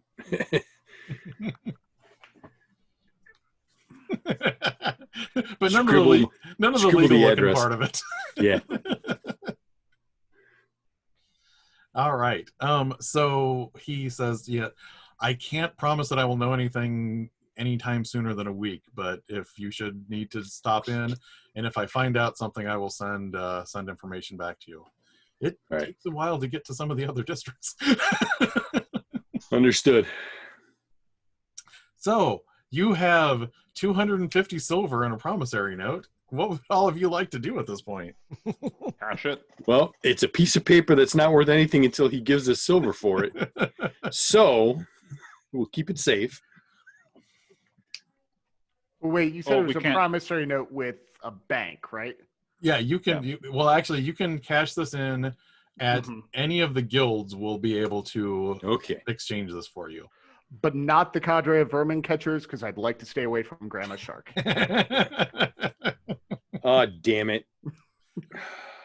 But Grandma Not Shark even- might know more things about the sewers, right? There was a reason I said grandmother shark and not grandma shark. Yep. I missed That's what just went through my head, and I'm like, son of a... All right, then. Yes. So yes, any accredited guild member can cash in this promissory note. Basically, the recognized churches and the guilds can pass these along to one another, and certain noble and merchant houses as well. All right. So, and we could just go to the Moneylenders Guild Oh yeah, and get that, or yes. we could. That is Go a one or the guild other. well acquainted with this. Yes. Yes. Let's go to the Brotherhood of Sanitary Excavators and cash it. And then That's a we good can idea. ask them about their sewer gator problem. Or if Sure. there's other weird things they've experienced into, yeah. recently. Yeah. Are there any guilds that give? I mean, like, do guilds is there a cost to cashing these checks or these notes or? No, Like, this is that's- basically just them. This is just organizations that help the city run, Okay. promising, if you take care of these people that are working for us, then we'll make sure that we give you this equal amount in something, and it's something that's resolved when they have nice city council meetings and things of that nature. Hey, we need a favor from the Lashade. We're going to cash Yeah. this in now for. Mhm. So yes, so you want to go to the sewer workers Brotherhood Guild. of Sanitary Excavators? Is that what? Mhm. I yeah. believe so. Yes. Yeah. So what I'm going to say, since we're at 9 and you're about ready to get there, would anyone like to take a break right now? Yeah. Absolutely. Okay, so everybody take like a 10-minute break or whatever you need, and then we will pick back up here in a moment. Okay. Now. Okay, so we are back from our break, and our group of intrepid adventurers were just about to go see a member of the, why do I never remember the formal term for them? The Brotherhood of Sanitary Excavators, which does have a guild house in the Isles, and literally doesn't do anything because they refuse to do anything because they won't pay the money to Grandmother Shark. So you make your way to the other side of town. It is actually getting to be almost early evening, which means the guild hall is probably getting ready to close up at this point, but you might still catch someone there. Yeah. What would you like to do? We're just going to roll right in. Mm-hmm. Okay. So Roll. you see, like, there's the little swinging signpost outside for the guild hall, and you walk in and you see a woman at a desk inside, and she's wearing coveralls, but these coveralls look like they have never had to be used for anything. They're clean. And because this place has for decades not had to do the regular maintenance in the sewer tunnels under here, about the only organization in the Isles where this is actually a plum assignment is with the Yeah. So she's looking up there and she goes, "Yeah, how you doing?" Greetings. Drew the short straw tonight, did you? I mean, I got to be here. According to guild rules, I have to be here until sundown. And as I see out there, the sun is starting to go down. So I'm going to be getting ready to head out here any moment now. Are you here to complain about something that I cannot legally fix? No, we're here to spoil your day, but, you know. We had a promissory note. We figured we want to see about cashing in with you. Ooh.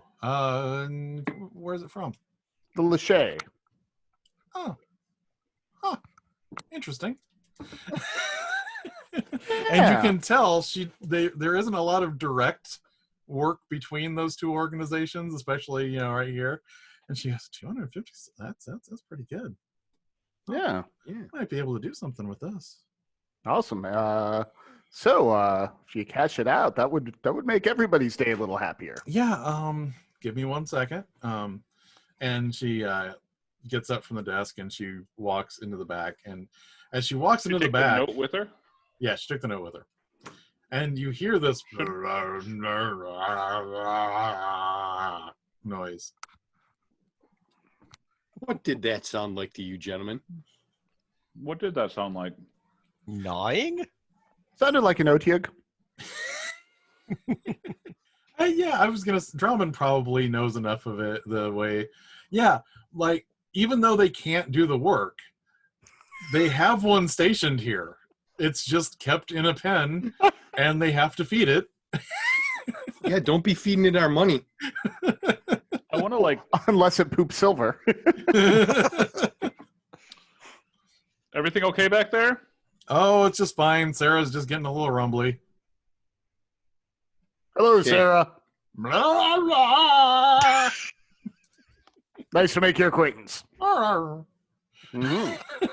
Did you see it? She's got like this satchel thrown over her shoulder, but she's also got a bucket, and she walks into the next room, and a few seconds after she walks through the hallway, the scent from this bucket hits all of you, and it is this god-awful putrid scent that just wafts off of this, from the hallway. And she goes, "Open up!" And you hear the splashing noise, and then you hear her set the bucket down, and she walks back in. Yeah, I had to feed Sarah before I leave for the night. Yeah. Of course. Don't want one of those unhappy. All right. Or too hungry. So, if you could just sign this saying that you took possession of this. You got like an alligator problem in the sewers here. But maybe the undead that just got unleashed will take care of that after we have the money. Yeah, right. That's what I meant. That's what I was waiting for. And she's like handing the satchel over to you as she's hearing this, and she goes, "We have undead in the sewers here, and alligators. I mean, alligators. That's Sarah can handle alligators. That's it might not be undead. It could be something from the void. It could be It something. could be worse. Yeah, I- that's what the Lachey said when they gave us this.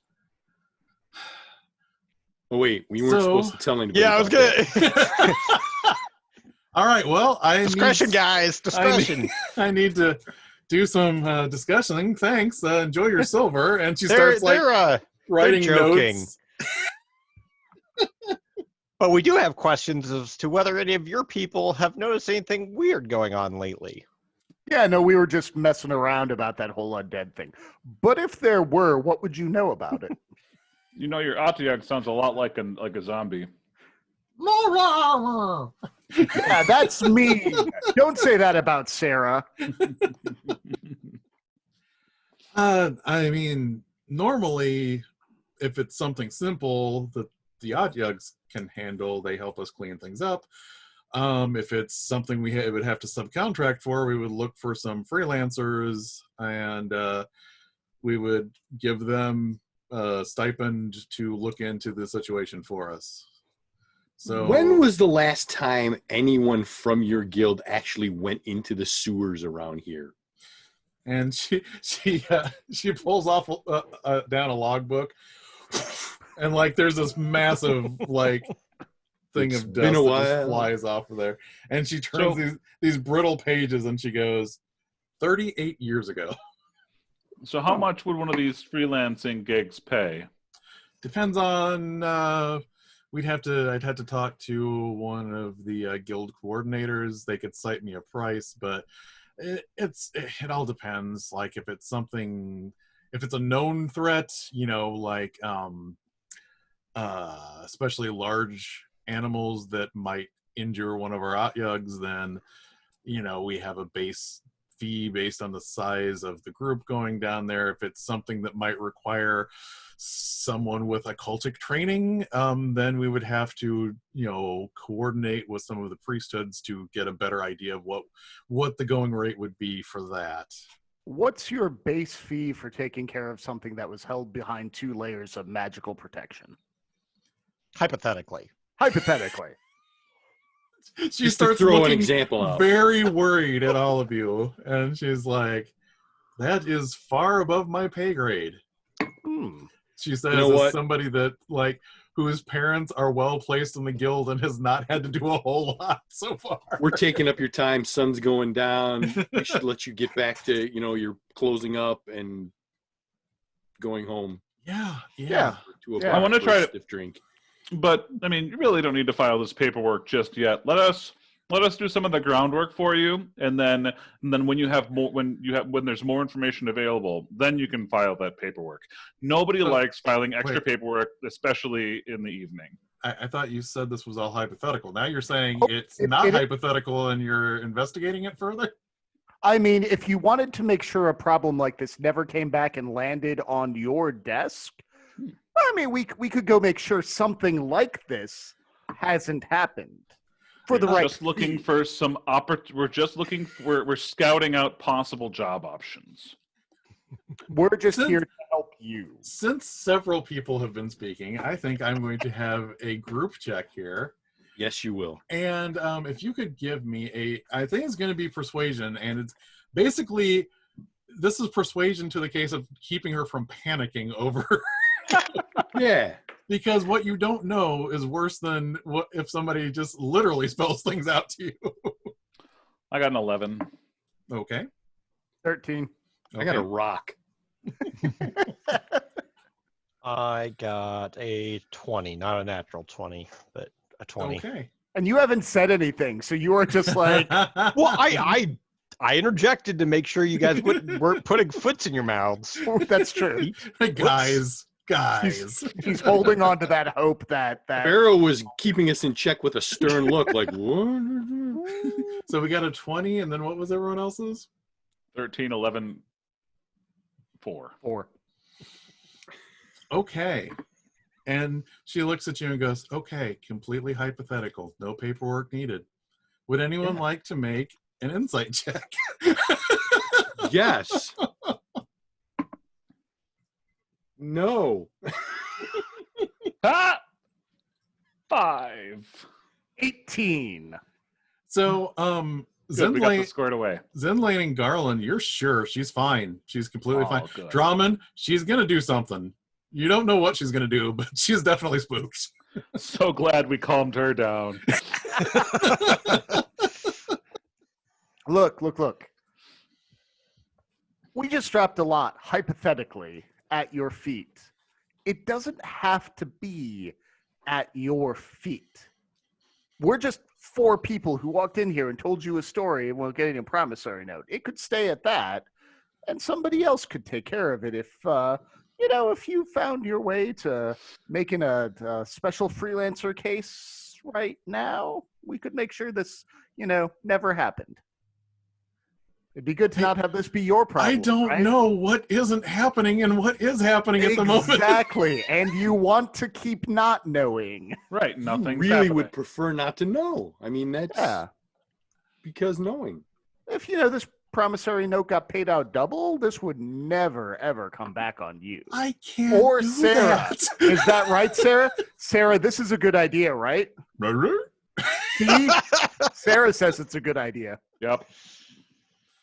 That didn't sound like a zombie at all. All of you you're making me a little uncomfortable, and I'll be honest. Can I?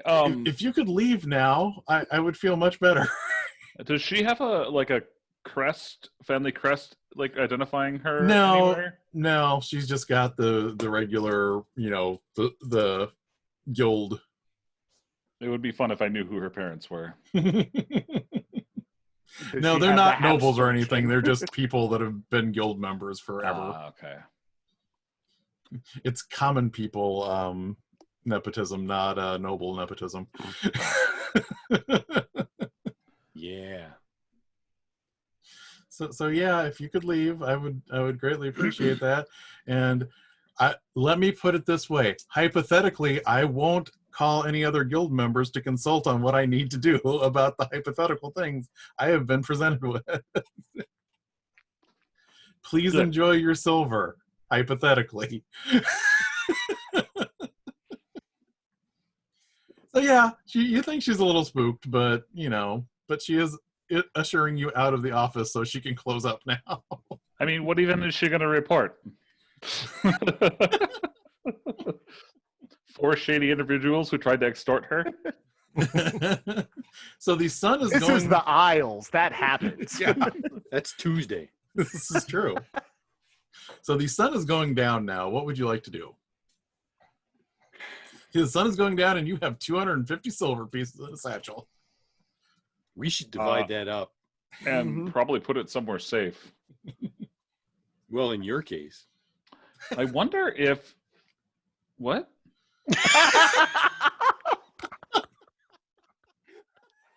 I'm just saying that you might not want to carry your share of 250 silver pieces around. Yeah, but like, imagine how many drinks I could buy with that. All right. Yes. So I will hold on to your share and make sure you don't get yourself into trouble. Can we do Drinks that? sound like a good idea. I mean, I just found a good, like, hollow under a cobble the other day. That might be a great spot to hide my share. Sleep on the floor of my apartment and give me your money. We'll consider it rent that I will give you back when you need to spend it on something necessary. Yeah. Okay. I like this plan. I think you should go for it. That sounds fair. That sounds safer than a stone in the street. Yes. Very much so. That is not the first time that's been said to me. All right. What would you all like to do for the rest of the evening? You don't necessarily need to stay together. It is up to you. I just want to get an idea of what you're doing for the evening. I think that we should ask questions. Should we ask other people if stuff has been happening around the sewers or what? Like, Okay. not that I know Here's anybody the who thing. spends a lot of time in the sewers. So there's a bar, because there's always a bar. It's one of the nicer bars in the Isles, not one of the total shit bars. Those nice bars are too expensive. It's still seedy, but it's nice. It's nicely seedy, right? Oh, so it's where the nobles come slumming. I mean, if they're in disguise, yeah. Well, from the ones from the locations that we already established, we have the palace, which is where the guild leaders go for their gentlemen's club. Basically it's a nicer place that only the guild leaders and people working for them are more or less allowed in there. Okay, that's not the place. But adjacent to the palace is the Moat House. The Moat House sounds like the place. That sounds good. So there's basically like this one section of the street where the palace is the one section, and then the Moat House is where all of the other people that actually have money for working for the guild leaders.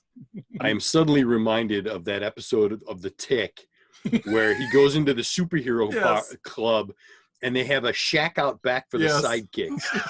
Yep. Yes. Of Okay. like the old tick, the Patrick Warburton tick. I am actually kind of hungry. We haven't eaten all day, and my stomach's a little sour. All right. Yeah, so I think the Moat House, a couple of drinks, and some tall tales, nudge, nudge, wink, wink, and see what it elicits from the rest of the crowd. Ooh. That's what I'm thinking. Okay. All right. That's the way to do it. Yeah, the Moat House, not only is it kind of like where a lot of the enforcers that work for the guild leaders go, it's also where a lot of successful adventurers might pick up jobs here and there. Yeah. And you want to be successful adventurers, don't you? I am already a successful adventurer. We got paid, didn't we? Yeah. I just want to get paid. That's it. Yeah, well, 250 divided by 4, that goes in evenly, right? 62.5. Better than 50 each, yeah. So All my standing operating procedure while we're here is watching Zindlane to make sure he doesn't get his hands on a drink, but also slyly using my prestidigitation to kind of like make something Excuse me, sorry. taste like some alcohol, like water, and handing that to him so that his cravings are satisfied, but he's just getting hydrated. Oh. Like, all right, I know you're gonna keep doing this. Cold turkey's hard. Here's a weak beer, but it's not really beer, you know. After like the fourth one, I'm starting to like sway in my chair. Yeah. This is good beer. This is just what I needed. Just from the psychosomatic effects. Yeah. I feel I know I should be drunk, so therefore I feel drunk. And the voice in the back of your head is like, what is wrong with you? You sound like my mother. The voice in his head is thinking, I Warlock know. back to the mother. The voice in his head is like, I know everybody signs that one bad contract. But I'm still making sure he limits himself, like Yeah. for training, for learning. Like, no, don't drink all that. Don't do that. You know. I'm gonna say even in the Moat House, it's if you spend a silver, all of you have okay drinks for a while. Yeah. So you slide a silver over, they get all of your drink orders. Drummond gets the water order to give to Zindlane. So that's the And odd silver that we have left over, right? Yeah. That's the odd silver. And I try to do this outside of his sight because my spell casting requires me to go. I'm focused on trying to figure out the food. Like, what kind of food? Do they get chicken here, or is it just rats, like the other place? They have goat currently. Ooh. Nice greasy. Today goat. they do, because there Yeah. was a cart accident out front. Did you have anything to do with that accident? No. Uh-huh. Uh-huh. Well, thank you. Anyway. So yes, you can get bread and goat and broth. They don't have like a super wide selection, but I will take a goat bread broth platter. Make Cool. that 2. Make that 3. oh, and I want 2. and there's some Got grayish 5. there's some grayish green stuff that is some sort of vegetation. Oh, you just kind of like scoop that out and like smear it on the table. That's the best part. That's where the flavor comes from. So yeah, you see like all of the guild thugs basically, but you can't call them thugs because they're gainfully employed thugs, Sure. walking around. And they're just kind Legitimate of businessmen. yeah, and they're kind of like, laughing and talking with each other. And you do hear someone at a table doing like a recruitment drive, basically saying that over in the southwest corner, we got some other gangs coming in here, and we want to put up a front line going in there. And we've already talked to the Griffins. They're going to turn a blind eye. And the second that they come over for their push, we're just going to fall on them from those buildings. And we need all the muscle we can get. And Garland, this is the kind of job that you might have taken in the past, but it's kind of a lowbrow job. I've got my sights set on something a little higher at the moment, but I'm like listening, going, "Oh, that would have been fun." Well, it's also good intel too to know Mm-hmm. where to avoid Or or use for our information- advantage. Or information we Right. could sell to the Sell other to the other people. party. Uh-huh. They're going to be attacking Griffins. Did I hear that right? No. They're going to be attacking a different group. Yeah, Oh, there's a okay. gang coming in from a local other neighborhood, expanding their territory. And because the one good side about the Isles is that the right time of year, it's easier to funnel people into certain access points into the neighborhood. So basically that's the main recruitment drive that's going on. Everyone else is just kind of in their usual, like, oh, we've already got a long-term job, so we're happy being here. And like there's people that are just starting out in their thuggery that are kind of looking at all of you like they look like they kind of have it together. And then there's people that are established in their thuggery that are looking at you going, those guys. Which A bunch of amateurs. After my fifth drink. I don't let you have 5. So, No. so where do you steal the others from? 'Cause I'm still trying to limit you. I've been slipping him some. Yeah. You definitely slipped. You let me have 2. Barrow might have slipped me 1 or 2, and like I went off and like disappeared for a little while and was talking to some of those, the up and comers people, the people below, the just getting started with thuggery. the wide-eyed, yeah. And one of them bought me a drink, and I get back, and I smell of cheap spirits, and Well, I'm like, okay, well I've had enough. I think I need to switch to water. And the thing is too, if you're noble, you have that fey blood that people can see. Like they can tell that you're noble even if you've fallen on hard times. So there are people that are kind of like looking at you going, there's got to be more to him than meets the eye. I look at him and see he's really drunk or really starting there, and I go, damn it. Well, I think you can have 1 more. And I go up and I get some. No. I need to take it easy. I'm trying to be better. I'm your friend here. You can trust me. I think you're okay. And I go up and I turn with prestidigitation some waters to look like beer, but to make him throw up. Oh, God. I'm getting this out of his system now. All right. So, Zindlane, give me a con save. Tough love. I'm actually not bad at that. 22. Oh, jeez. So yeah, you make the bitter, sharpest, worst tasting thing you can, and Zindling just like downs it.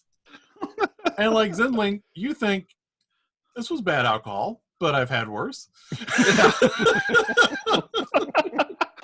Gag just from catching a whiff of it. Like, whoa, I'm what was not that? I'm not drunk enough for you to sell me the swill off of the bar rag. Yeah, it was rivaling the scent that came off the Atyug bucket. Is that what I drank We're last playing night? with their 'Cause drinks. it kind of tastes like that. Yes. I am going to lean into Barrel and loud enough to get the hearing of the person next to Barrel. Mm-hmm. I'm going to be like, yeah, so I heard Two Toes was telling me that he ran into some shambling corpse in a sewer tunnel last night, and it freaked him the hell out. It was like totally scary. Like he was white when he told me. Yeah, I've been hearing about some weird stuff like that too. I wonder what the deal is. Freaky, man. I want to kind of react oh, shambling things in the sewers? What is going on? What this like? Oh my! I have palpitations. All right. Garland, flailing on my bar stool. Since you were taking the lead on this and other people are helping you, if you could give me a deception check with advantage, because your friends are helping you out with this, and this is going to potentially provoke something.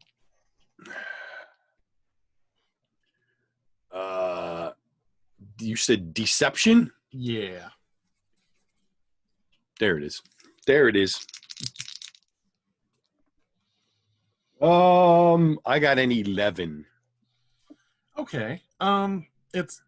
It's not a stellar thing, but it sounds, unless somebody's really picking apart what you said, it's a reasonable sounding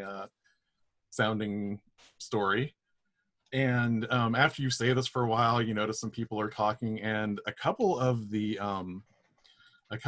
official, gilded thugs kind of walk over to you, and they look at you very odd, and the two of them are like,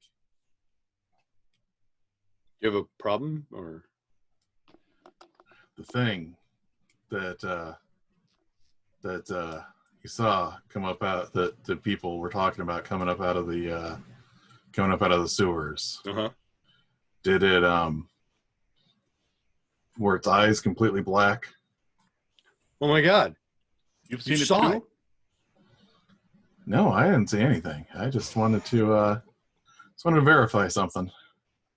But yeah, you're not the only ones that have heard rumors about that. Yeah. Hypothetically, if you had seen it, or people said, where might they have seen it? Hypothetically. I mean, the first I heard of these rumors was probably about 3 nights back. There was and they mentioned a sewer access that's about a block away from the one that you came up at by the Griffin's watch station.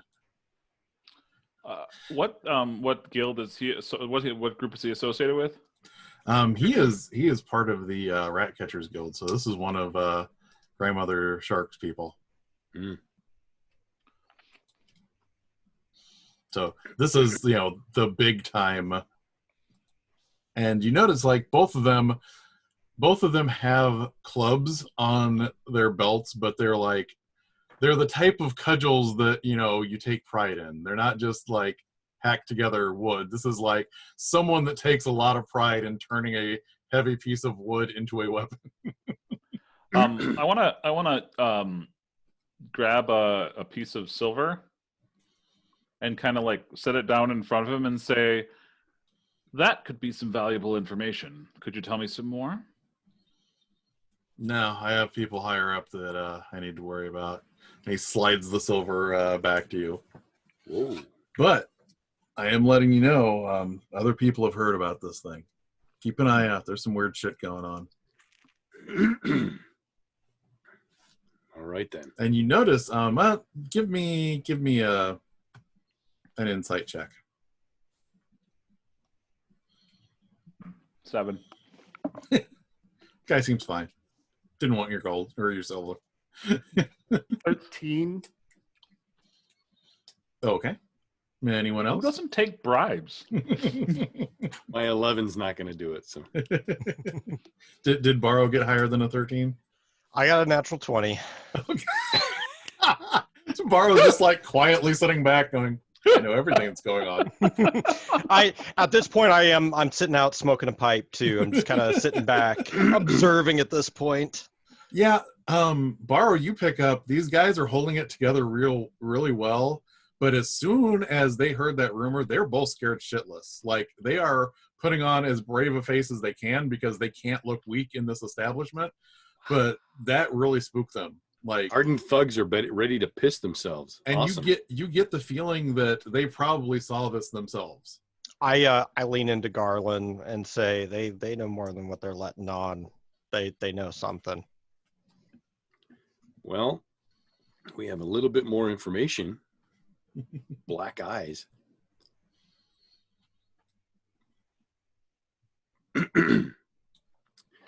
We should go check out that sewer. We should go check out that sewer grate. I don't know. Are you in any condition? Nah, I've never been better. That's the spirit. We're gonna have to make him go cold turkey. I'm not as think as you drunk I am. Nothing a little coffee won't fix. Or whatever. Coffee's not going to do it. I see if they can get some coffee or something like that, like, to get him to. What's your best sober up quick cure? Do you want coffee or do you want the best sober up cure? I want both. Some of that Otiog bucket. Is that a Back to the Future reference? And he's like, well, I bought this from the apothecary shop, and he like slides this cup over, but it's like, it'll be a silver. I smell it. What's it smell like? It smells like cinnamon and like Death. like, well, I was gonna say like cinnamon and eucalyptus and Okay. like all kinds of different spicy, very sharp things Herby. that probably shouldn't go together. I pass him a silver for the for the snake oil and put it in front of Zindlane, and I'm like, drink this, it'll make you feel better. I told you I was done for the night. It's not alcoholic. It's a sober up thing. Yes, it helps you not feel so bad in the morning. And I pinch my nose because I know what I'm about to hit here. And I. All right, give me another con save. Let's see here. Oh my God, you got to be kidding me. Another 22. So, no, this is actually not a bad thing because you are sobered up, but you didn't get the downside of being sobered up. Oh. Now, what you can do until the next time that you rest, you can spend one of your hit dice the same way you would spend an inspiration die. How do I spend? What does spend a hit die mean? Normally, when you take a short rest, you can spend your hit die to heal. Oh, okay. You could use it like Bardic Inspiration to add the basically you get like this adrenaline surge that you could, Cool. spend part of your reserve health to do a thing at the moment. Okay. Very nice. That sounds good. All right. Wow. Yeah, you feel great right now. That actually worked. Good. You feel great. It's just like the inside of your sinuses is burning, but like not in a bad way. This is someone with terrible sinuses coming up with a context that other people may have no idea about. But it's like burning in the good way when everything finally clears out, not burning in the oh my God, please just stick a knife. Like when you've been clogged up for like a die. month straight, and you eat the food with the horseradish and everything just. Yeah, I take a deep breath through my nose and I. Never mind. But yeah. Yeah, you can smell more clearly than anyone in this district has in years, which is not a good thing. All right, you want to go do something stupid? That. Let's go do something stupid. Yep. All right. All right, we're going to go wander around in the dark. What's the quality of stupid that you would like to do? It is now nightfall completely. I believe there's a sewer grate we need to check out. Yeah. All right. I think I will. Let me see. Do I have any torches? Oh, I've got a lantern. That's handy. Yep, I've got a hooded lantern, so I'll turn that on and use that to help light our way. Okay, so you make your way over to that. This is sorry. Oh, yeah, I was going to say, this grate is going to be near the Mender Shop. So this is the place in town where, because this is not one of the richer districts, people will bring rags and someone will stitch them together into useful things like clothing or blankets and make a few coppers here and there for bringing in these random scraps of clothing. And those of you with underworld contacts also know that the ragmender might have an inn with the Guild of Fences. So yeah. But currently the shop is closed because it is nightfall. You get over here and your lamp is lighting things up. It starts to rain a little bit again, just like it opened up earlier in the day, but it's not nearly as heavy. It's just the rain is hissing off the outside of the lantern when the little drops hit it every once in a while. And you do notice about a street down, one of the street lamps comes on. So you know that the lamplighters are moving this direction. Oh, okay. Let's move quickly. Yeah. Will they intervene? Do you want them to? No. I mean, we could always ask a lamplighter if they know anything about the. I don't think that's a good idea. I mean, the cost is high though, from what I hear. I don't want to lose any fingers. Or tongue. I keep moving away from that. Okay. So yeah, you have maybe about 10 minutes or so to explore this alleyway and the cover before the lamplighter reaches here. So as you come around there, you have the lantern, correct? Correct. You notice where the sewer access should be. I mean, it's probably still there, but there is a very large rock that is sitting on top of this. Somebody's like, "Oh, it's not getting out tonight." Little do they realize it's already out. Dun, dun, dun. Is there any symbols on the rock? Like, Nope, it still looks like somebody just used the logic of, this looks heavy. It's not bad logic. It's solid as a rock. Yeah. that's some solid logic right there. Ah! Oh, goodness. So you notice this rock. Would you like to do anything? How big is the rock? It is probably about 1.5 feet by 2 feet. I think that the easiest way to figure out who put this rock, I think there's one real easy way to figure out who put this rock here. If we move the rock and see who comes to yell at us. Question is, who's going to move the rock? Look at Garland. Everybody looks at Garland. Oh, so I'm strong because I'm the half orc and I'm tall. Sure, everybody sees an Outlander, they just think, I must be the strong one here. I pull Sure, up I'm a my little buff. I pull up my leather, coat and show my scrawny arms. Not gonna be me. I'm not strong. All right. Would you like me to move the rock? Is that what you think we should? I could help you. I'll help you move. We can move it together. I'm gonna heave the rock out of the way. Okay. So if Zindlane is helping you, or whoever wants to lead, make the check with advantage because the other one is helping you. I've got a 12 strength. It's not horrible. All right. All right. That is a 14. Okay. So it's heavy, but you can slide it. It's not like you don't have to like lift it. Yeah. Straight up in the air. So you get it together. You manage to roll it out of the way. And as we're doing it, I'm gonna like whisper to Barrow, like grunt to Barrow, like Barrow, is anybody watching us? Look around. Okay. Other than that, you're noticing the little flickering torch about halfway down the street now.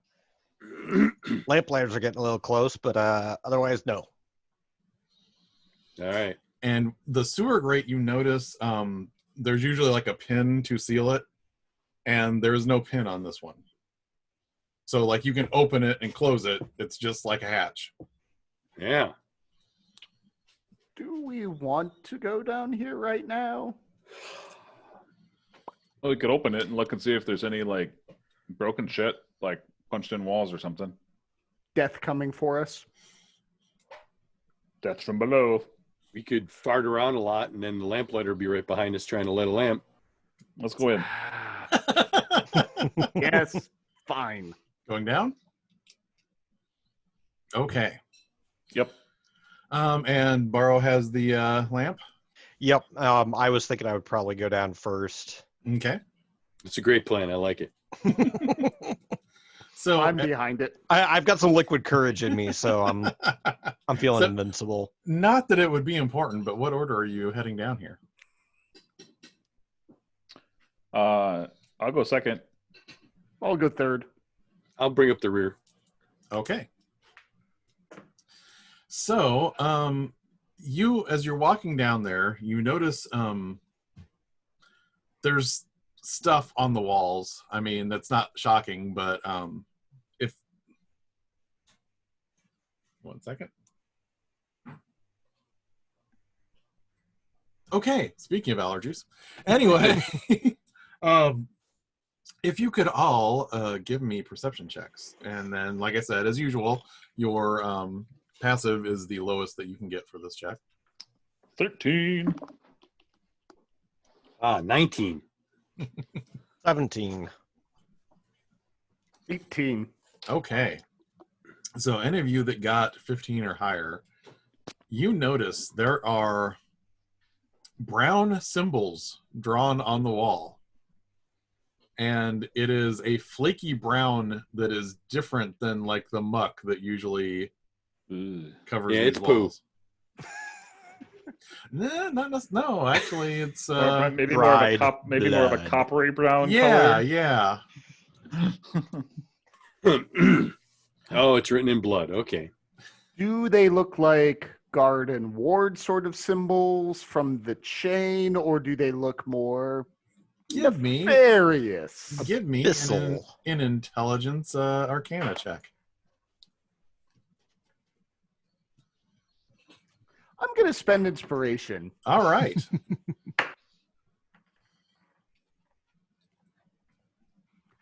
That was a bad idea. So on the off chance 7 that or 6. on the off chance that these are criminal in nature, I'm gonna eyeball them really good because I have underworld contacts and stuff. And I will let you do that. But since you're using your criminal contacts, roll it at disadvantage. You might have heard of this, but it's just not as common as if you had heard it through arcane means. So 4. There's some symbols on the wall, guys. Yep. Oh, I know. symbols? I know. Now that I've noticed that, I didn't see any symbols. Would you like to make an intelligence arcana check? I would like to check those out and see if Okay. I know anything about them. Intelligence Arcana. Where did it go? Whatever, I'll just roll up here. I got a 10. Okay. That is the Going best up. roll so far. It looks like it might have been some sort of ritualistic spell. Probably an abjuration of some sort, which is usually protection magic, but can also be like meta magic, like to defeat other forms of magic. How long does it look like this has been here? The way this is dried up and flaky, probably about 3 days. Yeah, this looks like something protective. Been here about 3 days. That amount of time sound familiar to anyone? Barrow, would you like to make some kind of check for this since everybody else has so far? Let's see. What do I have? I don't have Are there a whole any- lot. Is there any like tracks or whatever in the muck? No, it's basically like between every time it rains, it kind of like Oh. oozes the muck around some more. I mean, the best thing I could do would probably be insight, but if you want me, I can just do a flat like arcana check or something. You know what? I'm going to say Garland wasn't successful, but I'm going to say that since Garland was looking at it from the underworld standpoint of why would someone draw in blood on these walls, I'll let you make that check with advantage because Garland was just kind of like, I'm assuming if this is all right, just kind of like talking out loud about like, Yeah. if I was going to draw on the wall in blood, it'd be because 16. So which kind of check am I making? I'm just gonna say intelligence. Okay. At least, yeah. Oh yeah. Oh wait, I do have a +2. Oh no, that's my check. It's +0, so 16. Yeah, you're thinking if it's if anyone, if your magical people explain what an abjuration is, you get the feeling that this might have been to defeat some kind of detection spell that might have been up in this area. Defeat a detection spell? Mm-hmm. Oh, crazy theory. All right. Wacky theory here. Ready? Follow me with this, okay? I'm going to go point A to point B, and it's going to be rocky. Those are my favorite kinds. Someone, being smart like they are, puts a detection spell on the sewer hole opening area and says, if the thing comes out, I'm going to get notified, and I'll know it's out. And the thing said, oh, fuck that. And the thing went and messed up their detection. So the only way that they would know that the thing would come out would be if the rock was moved. Maybe. I like your theory. Let me add on to it. These are the sewers, and there's currently an issue ongoing between Grandma Shark and the Sewer Guild. Yeah. Maybe there's detection magic down here to see who's coming down here to make sure they don't, and somebody overrode that. Maybe the creature, maybe somebody trying to stop the creature from coming up.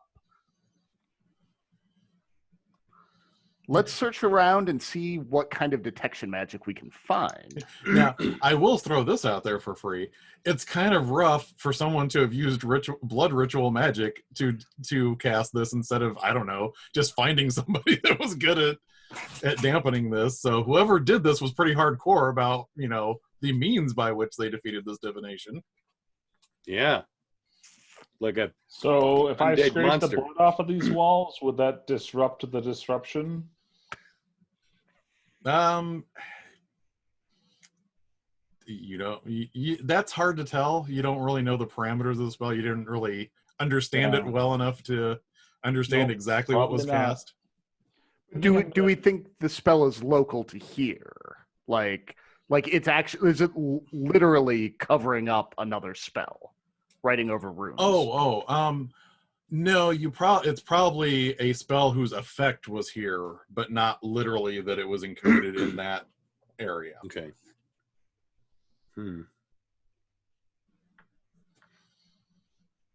You could say it wasn't encoded in the design of this. Well, let's Wait, are we seeing advertisements in here now? I don't know. Why weren't they serving some kind of stew at the kind of stew made by gnomes? Of gnomes?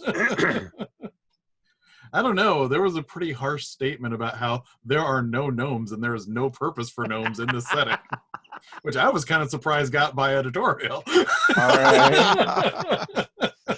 I think Brett was misdirected on that and missed his word. Oh. Yeah, that's some BS. Anyway. You had one shot. But I'm ching. Oh God. Okay, now that we're finished with that. You hope. Where's Sean to get us back on the rails?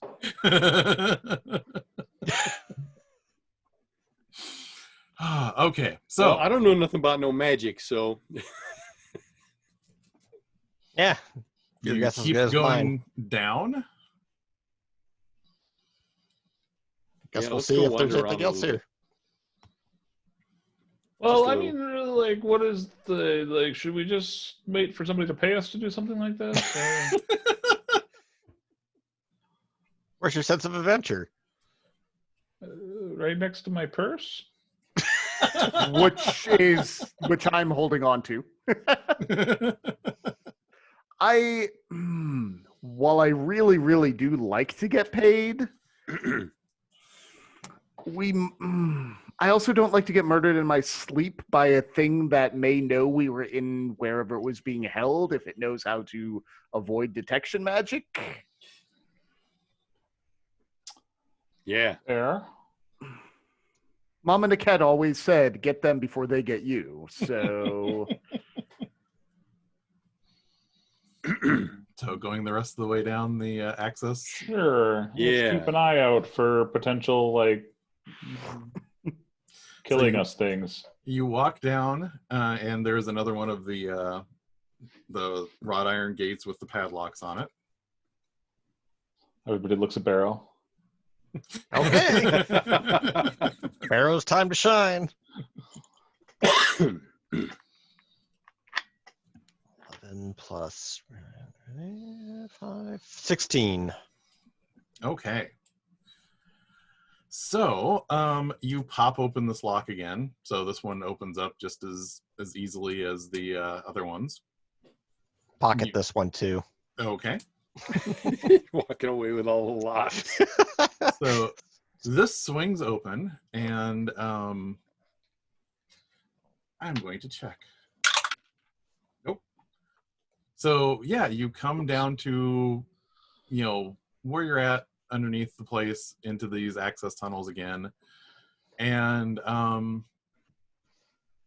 these look similar to the other access tunnels that you were in. Like connected, of the same design, we're in the same give area. Give me an insight check. Insight or investigation? Insight, just because you're kind of recalling a familiarity thing. 20. Yeah, you get the feeling that this is, if you follow this through the same way that you did on the other side, you're literally on the opposite side of that chamber.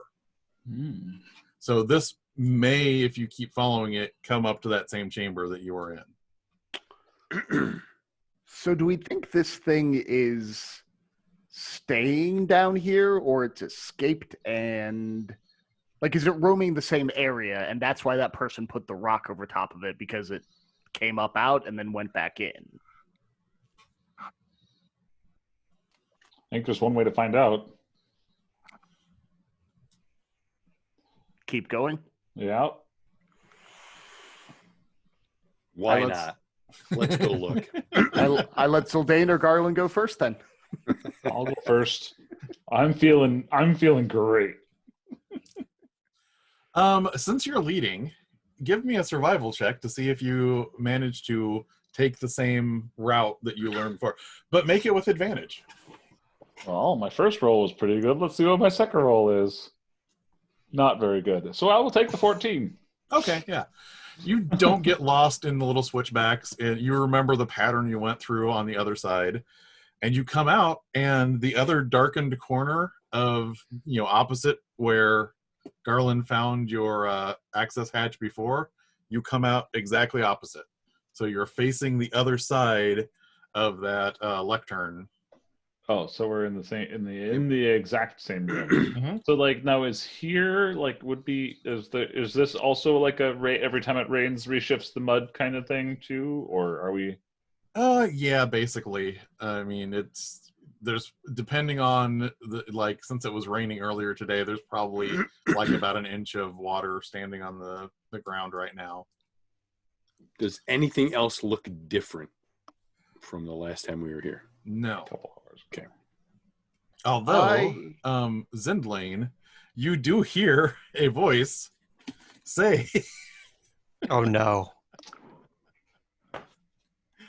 You hear the voice say, "Speak the words of vigilance or suffer judgment." What were the words of vigilance? What were the words of vigilance again? Didn't give we them don't to know. us. They didn't tell us. They're gonna hit us with some more knives, I think. Time to go. We already killed the knives. It's probably fine. Do you really want to find out? I don't want to behind find out. Garland. So I start backing up a little bit. Okay. That wasn't you, was it? No. No, I didn't say anything. Is there further, can we go to another tunnel from here? When I'm being cryptic, I will let you know that I'm being cryptic. Or will I? Well, when I want to confuse you, you won't know it.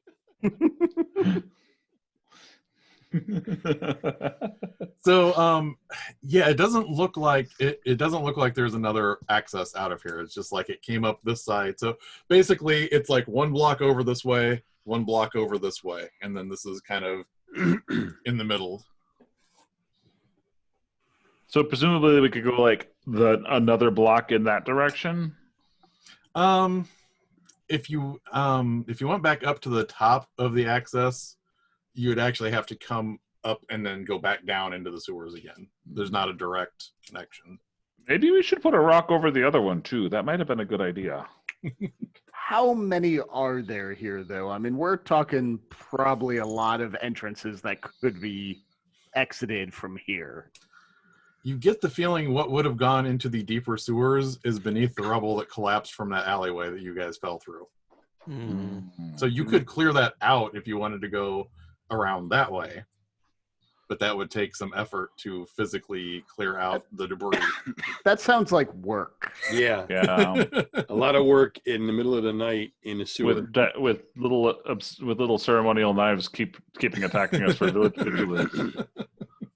Vigilance knives attacking us. We don't know that for sure. I'm kind of hungry again. Want some beef jerky? Yeah. Anybody Shame I want don't to have beat any it? beef jerky? I'm not eating in the sewer, thank you. At least you have a little bit of it on your boots, but it's not like all over you from the slide down like it was the first time. But I'm still guessing the smell in here is Oh yeah, it is. I It is the alternating wafting of acrid and thick unpleasantness. I'm not a fan of actually doing this, but I am feeling like it's important that we investigate around and look for any signs of where this thing may have gone. Or like why? Another thing I think we should probably check out is like why did that hole in the street open up underneath us? I mean, that kind of happens all the time. Yeah, but it seems to be somewhat related to this beastie thing. Did we exhaust the broken wall? Like, did we determine that there's another side to it? Oh, I looked at it. I'm pretty sure we found everything out that's possible to find there. Okay. Let's look at it again. Just for giggles. Not because of anything. Let's look at it again. Yeah, if anyone else looks at it and Zindlane didn't pass this on, that is like an ancient foundational wall. Like that's been here, like for the thousands of years that there has been things here. When you go back to like the original, back when the mythic dwarves actually built stuff, this is probably not long after that era when people first started building, human settlements on top of the dwarven ruins. So it's a very old wall, and it is like structurally, it's probably supporting, if you took this wall out completely, you would have a big section of street drop out above it.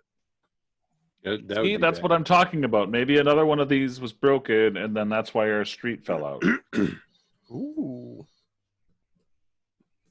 We should Yeah, go back up to the surface where it's not quite as stinky. On a good note, the lamplighter's probably gone. Right. Hopefully nobody put the rock back where it came from. Wouldn't that suck? Let's head back to the surface. Let's go out the other way. The watch the Griffin's entrance way.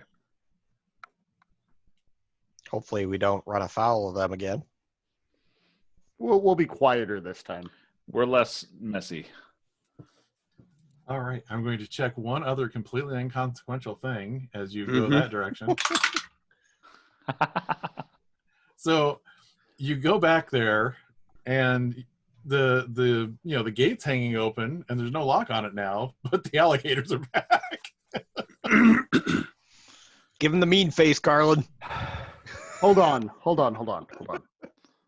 And I kind of very carefully get real close so that everybody else's back is so that my back's towards everybody else. Those teeth look pretty sharp. I pull out a bit of beef jerky and I kind of do my and cast animal friendship and throw them the meat. Okay.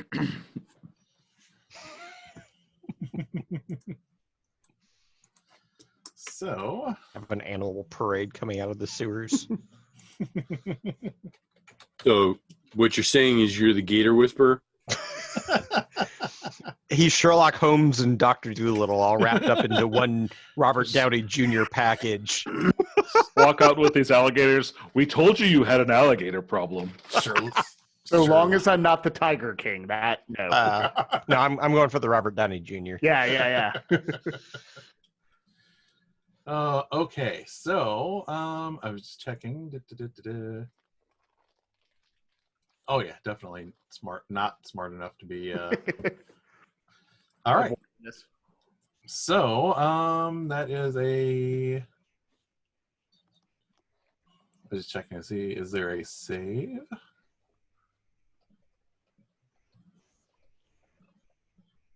Wisdom wisdom. saving throw.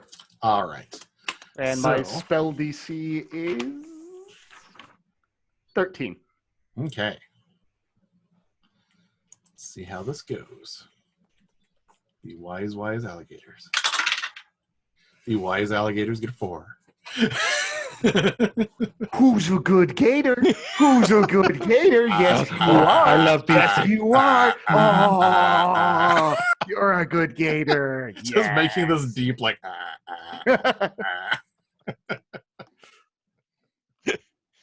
Well, I've seen it all now. It is treating you as friendly and gets out of your way. Thank you very much. If you see an undead thing in here, eat it. Eat it. You have our permission. I have no way to actually communicate. No. In with his it, little but gator I brain, really he's hope- going, eat it. Are you fucking kidding me? I'm going to go the other way. But yes, the gator is not going to be a problem. You can walk the rest of the way out. All righty. All right. So you Somebody come put up. a rock on top of the thing? Well, you give me a perception check, everyone, as you're coming up out of the station. Nope. What is your what's your base? Or your Passive is passive? 13. Oh, okay. Oh, 9. I got Passive 18. 17. So anyone with at least a 10, as you're about halfway up the stairs, you hear a voice from someone saying, and yeah, you weren't supposed to be in this neighborhood, so in order to keep things safe, we're either going to have to take you in or you're going to have to fork over some silver. And you hear this oof noise. And the person, oof. It's like, yeah, we need to keep this neighborhood safe, and we need to be funded if we're going to keep this neighborhood safe. So which is it going to be? Is it going to be jail, or is it going to be street tax? And you hear another oof. Quick, while they're distracted, let's go. You could make a group stealth check to try and go the other direction while they are extorting money from this person. Let's fail a group stealth check. I'm pretty good at stealthing. Suck it, son. 21! Wow. Wow. I did really well too. I rolled a natural Holy 20. shit. I got overly Oh, God. enthusiastic with that. 23 for me. Wow. I got a 23 as well. Wow. Yeah, so the Natural majority 20, of you baby. made the check.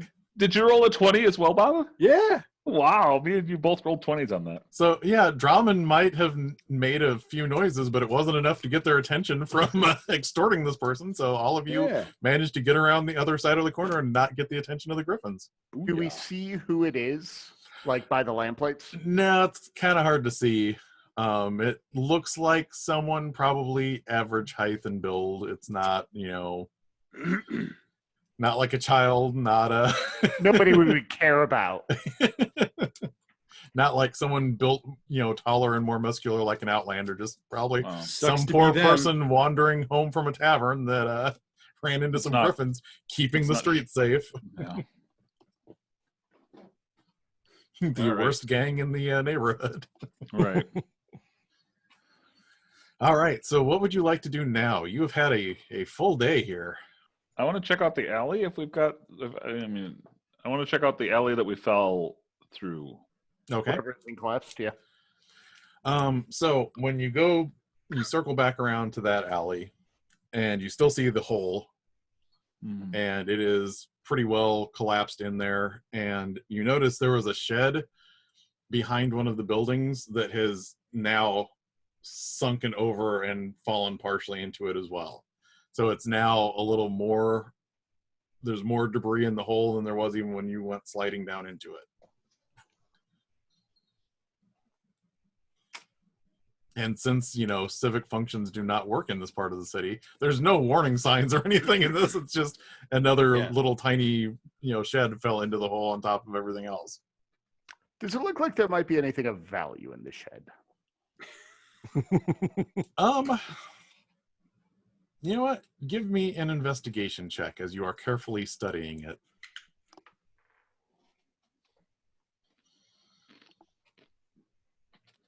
Are we going with the it can't be lower than your passive? Not for investigation. Dang it. Then that would be a 9 and not an 18.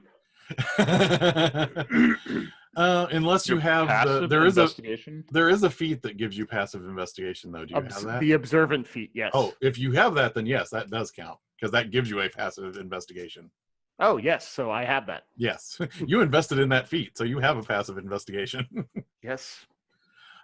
Yeah, what this looks like is every so often, if a if a gang needs to, re-up, and double back into an area and resupply, this is one of those areas. So there are actually a few serviceable new-ish weapons in here.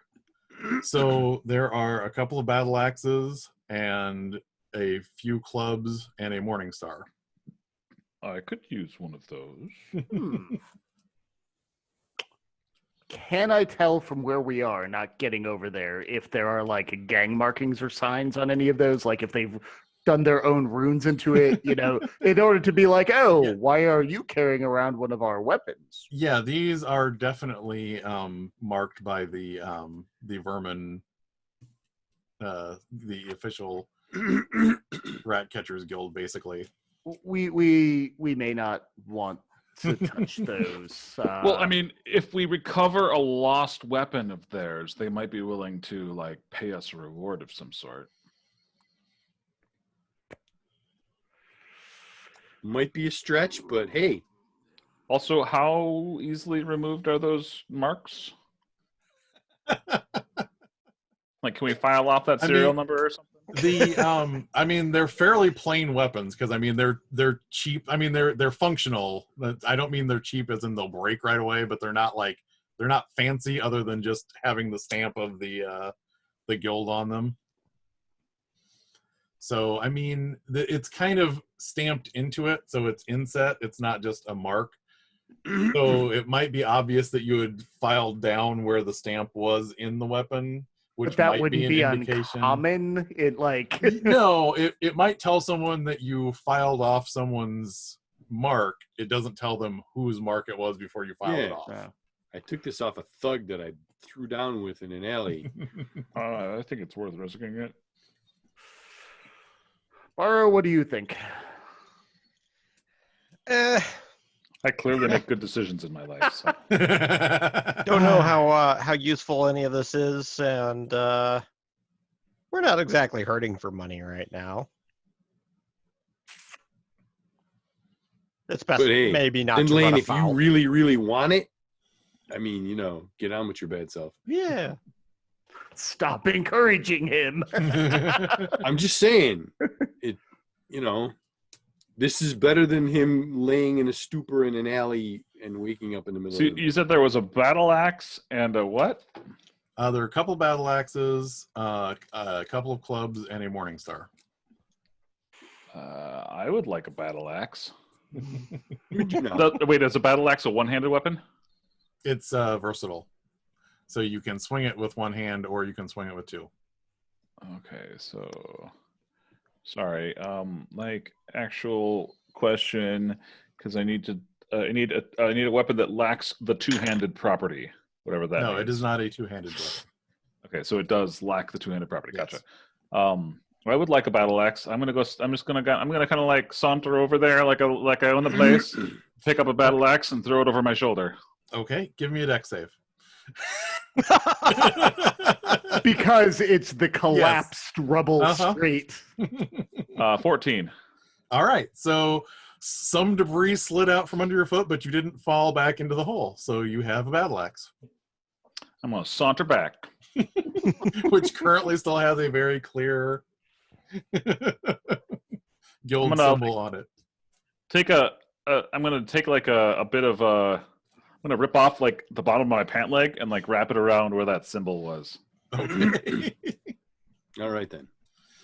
Okay. What else? I don't know about you gentlemen, but I, as much as I like adventure and wandering around in the middle of the night, I need some sleep. I think it's time for us to bunk for a while. I agree. I don't think we're finding anything of value tonight. Okay. Where would everyone like to rest for the evening? Apparently, I'm sleeping in Drummond's apartment. Which is generous. It's like, yes, here's your 4-foot by 12-foot space. Enjoy. Wow, I've had prettier dates.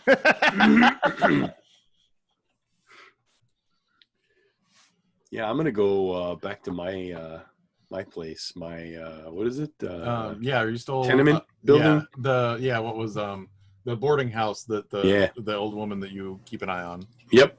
Okay. I'm thinking that I've got a squat somewhere. Actually, I did have an idea earlier. So I've discovered an attic that's just used by the people living there, and it's got an access from the roof. So that's where I go to sleep. It's like, do we have squirrels? Yeah, we probably have squirrels. Nope, you've got a bargeman. Damn, that is one big squirrel. All right. So I'm going to say, Garland, when you get back, Ninra, the older woman that runs your boarding house, you come back and anything that that you saw during the day, like the horrible things, like seeing the Griffins rolling this guy for money, and just the day-to-day shit show that is this city, like hearing like the people in the Moat House when they were doing their argument with talking about how they want to get people to jump this gang, and just like the day-to-day, man, this city and this neighborhood, this is terrible. And as soon as you come in here and you see that Ninra is still up, like drinking a mug of tea, it just kind of fades. Like, you don't forget about it, but it doesn't seem to have any weight to it. Doesn't suck as much. Yeah. Give me an insight check. Insight. Oh, that's going to be less than my passive 13. So it's for insight. Yeah. Oh, did you have a thing that gives you passive insight, or? Doesn't everybody have passive perception and insight? Insight isn't automatic unless. Oh, okay. Never mind. Then that's a 10. Okay. Yeah. Yeah. You don't notice anything. It makes perfect sense that this lovely old woman, that you feel completely calm as soon as you're in her presence, and that all of the natural sorrows of the city like leech off of you as soon as you come in here. She's not magic at all. No, not at all. There's nothing ensorcelled about this place. Garland, you're out late. Yeah, it's been an eventful day. I take it that you're staying out of trouble. I'd hate to see anything happen to you. Of course. Would you like some tea before you go to bed? It might help you sleep. Absolutely. I would love a cup of tea. And she pours some out for you and slides it over to you. You're such a good boy. And she like pats your hand. I try. And Borrow, you crawl into your attic. How well appointed is your attic? I've brought a few things in here. Have a bedroll. But yeah, it's not. They probably have some like hay or something as insulation, so it's not completely hard on the ground. Pretty basic. Okay. And Drummond and Zindlane, what does your settling in for the evening look like? Bring you back to the apartment, kind of pull down the plank that's on the wall that kind of makes the bed, has like a little, like quilt, in it. It's like a, kind of like a Murphy bed, but like a plywood-ish plank. I kind of am like, there's the floor, it's out of the rain. Sure. Can I use your file? Hand over the file. Do you have any wax? I probably would have some wax, at least like of a melted candle. Yeah, I was going to say, if you had a forgery kit, you definitely would have wax. But... And I do have a forgery kit. Yeah. That's right. I forgot that's the type of person I am. Yes, I. Got But I what kind of don't. person I am. I don't use that wax because that's expensive. Okay. I take like the drippings of an old Yeah. candle and like you here. So I sit down like cross-legged on the floor and like just start filing at the identifying mark on the battle axe. Ah. I just kind of like take like the quilt and like try to cover my ears. So since we're at 10:30, I'm going to wrap this up. So what I'd like to do is we already talked about how we're gonna do downtime, which is since we're playing every 2 weeks, you're gonna have 14 days of downtime. So if you want to spend that now, since we have a little bit of time to think about it, and one of the things you can do with that is to train for another level. But before we do that, we're going to get our finishing shot of all of these things that are going on. As Garland, we cut back to Garland going into the boarding house, and across the street, Garland does not see this, but across the street, we see this woman that at one point in time he met this gaze with from across a crowded way, and she is staring very intently as he walks into the boarding house, and she pulls out a notebook and takes some notes, closes up the notebook, puts it back in her pocket, and disappears around the corner. Then when we see Barrow getting back into he starts crawling up the boom that leads up to the attic and shimmying in the thing. You see across the way that Barrow doesn't see someone on another rooftop, and they have a spyglass. And at first we think that the person with the spyglass is just looking at Barrow, but they are looking very intently at the hilt of his two short swords. Dun, dun, dun. And when they pull the spyglass away, they nod to themselves as if they have learned something very, very important. And those are the only we won't rope in more stuff for Drummond and Zindlane yet, but so We've got enough stuff going on. we see both of those things going on, and now before we sign off, I would like to see if anybody has an idea of what to do for their downtime. So I'm going to look up training for a level, because I'm assuming that might be a priority for... I looked that up actually, and you need to spend the downtime and have the necessary experience. Well, we're not worrying about experience. If you have the see. downtime, you can train for a level. Ah. So, because that way it's basically on all of you. If you want to train for a level, you can train for a level. I am going to train for a level. Okay. That sounds good. Yeah, sure. So, Actually, as a side note to John, how much did you heal me for? 6. I believe that, yes, because I never touched the D8 after that. I healed you for 6. Okay. and yes, because you will be taking, you have 14 downtime days, you will have taken a long rest when next we meet. So, you need to spend 10 of your 14 downtime days and 20 silver pieces in order to train to gain a level. All right. You don't have to do that, but if you would like to do that, that is probably a good thing to do, so you're not still first level. Absolutely. So we got 250 divided by 62 each. 62 each? Okay. Minus whatever you spent on, healing poultices, beer, whatever. Are we doing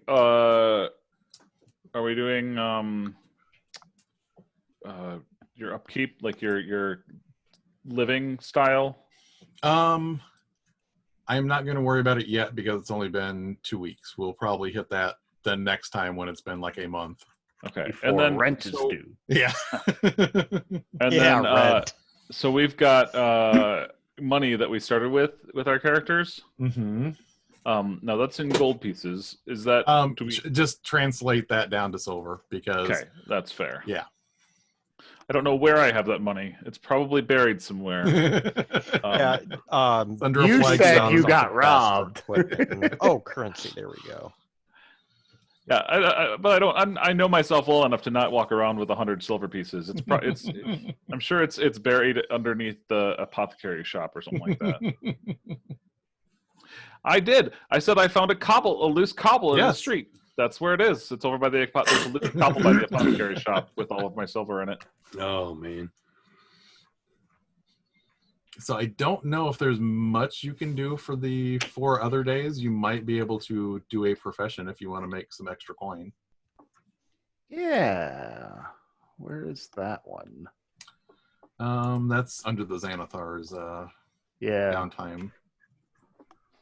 Yeah, I'm looking in the UA one and I'm not finding it. By the way, I totally stole this system you're using for the current game. I give them 7 days of downtime, real-time days between each, so they can craft items. It's Everon, craft items. Oh yeah. Do your profession. I gave them a little side job thing where they make 3 rolls. And I got this from Midgard because that's in the Midgard book where it says, yeah, just make sure you're letting time pass. So if there's a good breaking point, give them the real amount of time. I stole a few things for my campaign that I'm starting up too from your campaign guide, as you saw. Yeah, I like the thing with the classes and the attributes. I made it a point to tell my players, I'm like, ancestry, we're not going to play that route. Actually, one of the things I did is I included the mutant traits from Arcana of the Ancients. And using that as racial traits. And I'm letting my players pick from those and using that. I really wish Ancestries did things more like the Eladrin. Like, you can teleport instead of, you get an intelligence bonus. Ew. So I'm looking up gambling. So, there's carousing, which is essentially that. But you don't make money. You don't have the potential to make money off that. You don't? Yeah. I thought you did. Okay. No, yeah. That's building contacts and potentially having bad things happen to you. Let's I would see. love to do some carousing. I'm just going to relax. Okay. I'm probably going to run some messages and stuff like that. Do the odd job type of thing. Let's see. I know there is a professional one here, but there's so many downtime things in this. Work. Hey, work. That's it. So if you're going to work, it says 1 work week, which is 5 days, but I'm going to say for 4 days, that counts. So anyone that would like to work for your extra days beyond training for your level, give me a check that is either strength athletics, dexterity acrobatics, intelligence with a tool proficiency, charisma performance, or charisma instrument. Basically, just tell me a skill that you're using to make some money with. Acrobatics. Okay. Is carousing an option, or should I? I'll swing back to that here in a second. Because I could totally do performance charisma as work as well if that wasn't. Yeah, I want to see how your carousing goes. I just wanted to scroll down to work once I finally found it and hit anybody that's doing work. I made a 19 on my acrobatics check. Okay, so you have the effect of having a comfortable lifestyle for the next week. So you managed to pick up some creature comforts that will make things a little nicer for you. You get some nicer food. You get some, you didn't get any appreciable amount of silver. You just get some nice stuff. I'm well fed. Yeah. I'm well fed, and I got some good tobacco for my pipe. Oh, yeah. And had some good nights out drinking. And Drummond, how did you do? I got a 15. Okay, once again, you also have a comfortable lifestyle. You get some decent food, you get some decent relaxation in, and Zinla. So Garland's just relaxing, right? Yep. Okay. So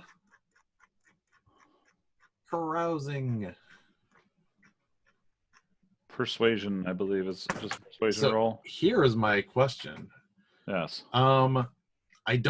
I do not believe in this district you can pull off upper class carousing. No. Unless you Okay. get into the palace. Yeah. Well, I'm gonna say even the palace relatively is probably middle class carousing. I mean, realistically, for this neighborhood. So I want to try to make a contact in the Ratcatcher Guild. Okay. So, yeah, I'm we're guessing going that I'm doing low class carousing, but yes. So, so that will be 10 silver pieces. Yep. And again, it takes 4 days or 5 days, but we're going to round those 4 days up and say you can do it in that amount of time. So yes, a charisma persuasion check to see how well your carousing did. Charisma persuasion. I'm pretty good at that. I'm definitely not going to get the bottom result, that's for sure. Okay, I got a 12. I rolled a 7, got a 12. Okay, so you make an allied contact. I am going to say one of the thug lieutenants, not one that you talked to, but a different one, takes a liking to you. So, part of it is you're a noble. You kind of stand out, and that's kind of an interesting thing. Nice. Now, the other thing, please roll me a percentile dice and let me know if you get a 10 or lower. I see. Because there are potential complications for carousing. Yep.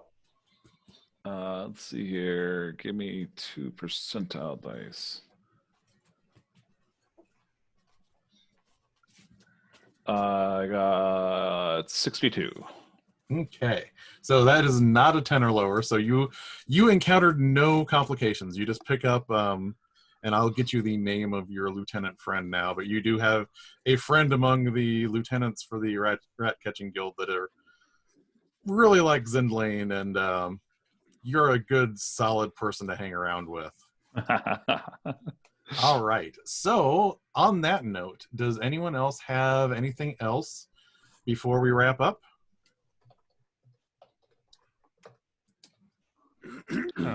Okay, so next, sorry, I would like to ask you one more thing.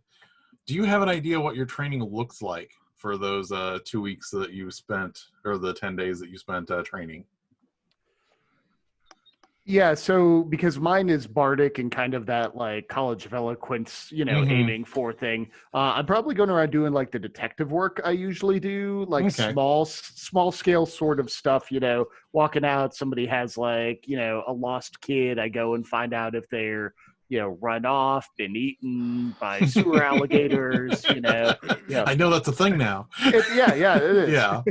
Just doing those small little like quick tasks like that. Okay. And in payment for that, taking whatever they have, not like, cough up 25 gold. Like for the common people, they get the I'm helping you because I'm helping you. For the like, hello, guild member, hello, person who has a lot of money in the Lachey, like you're funding my socialist actions elsewhere.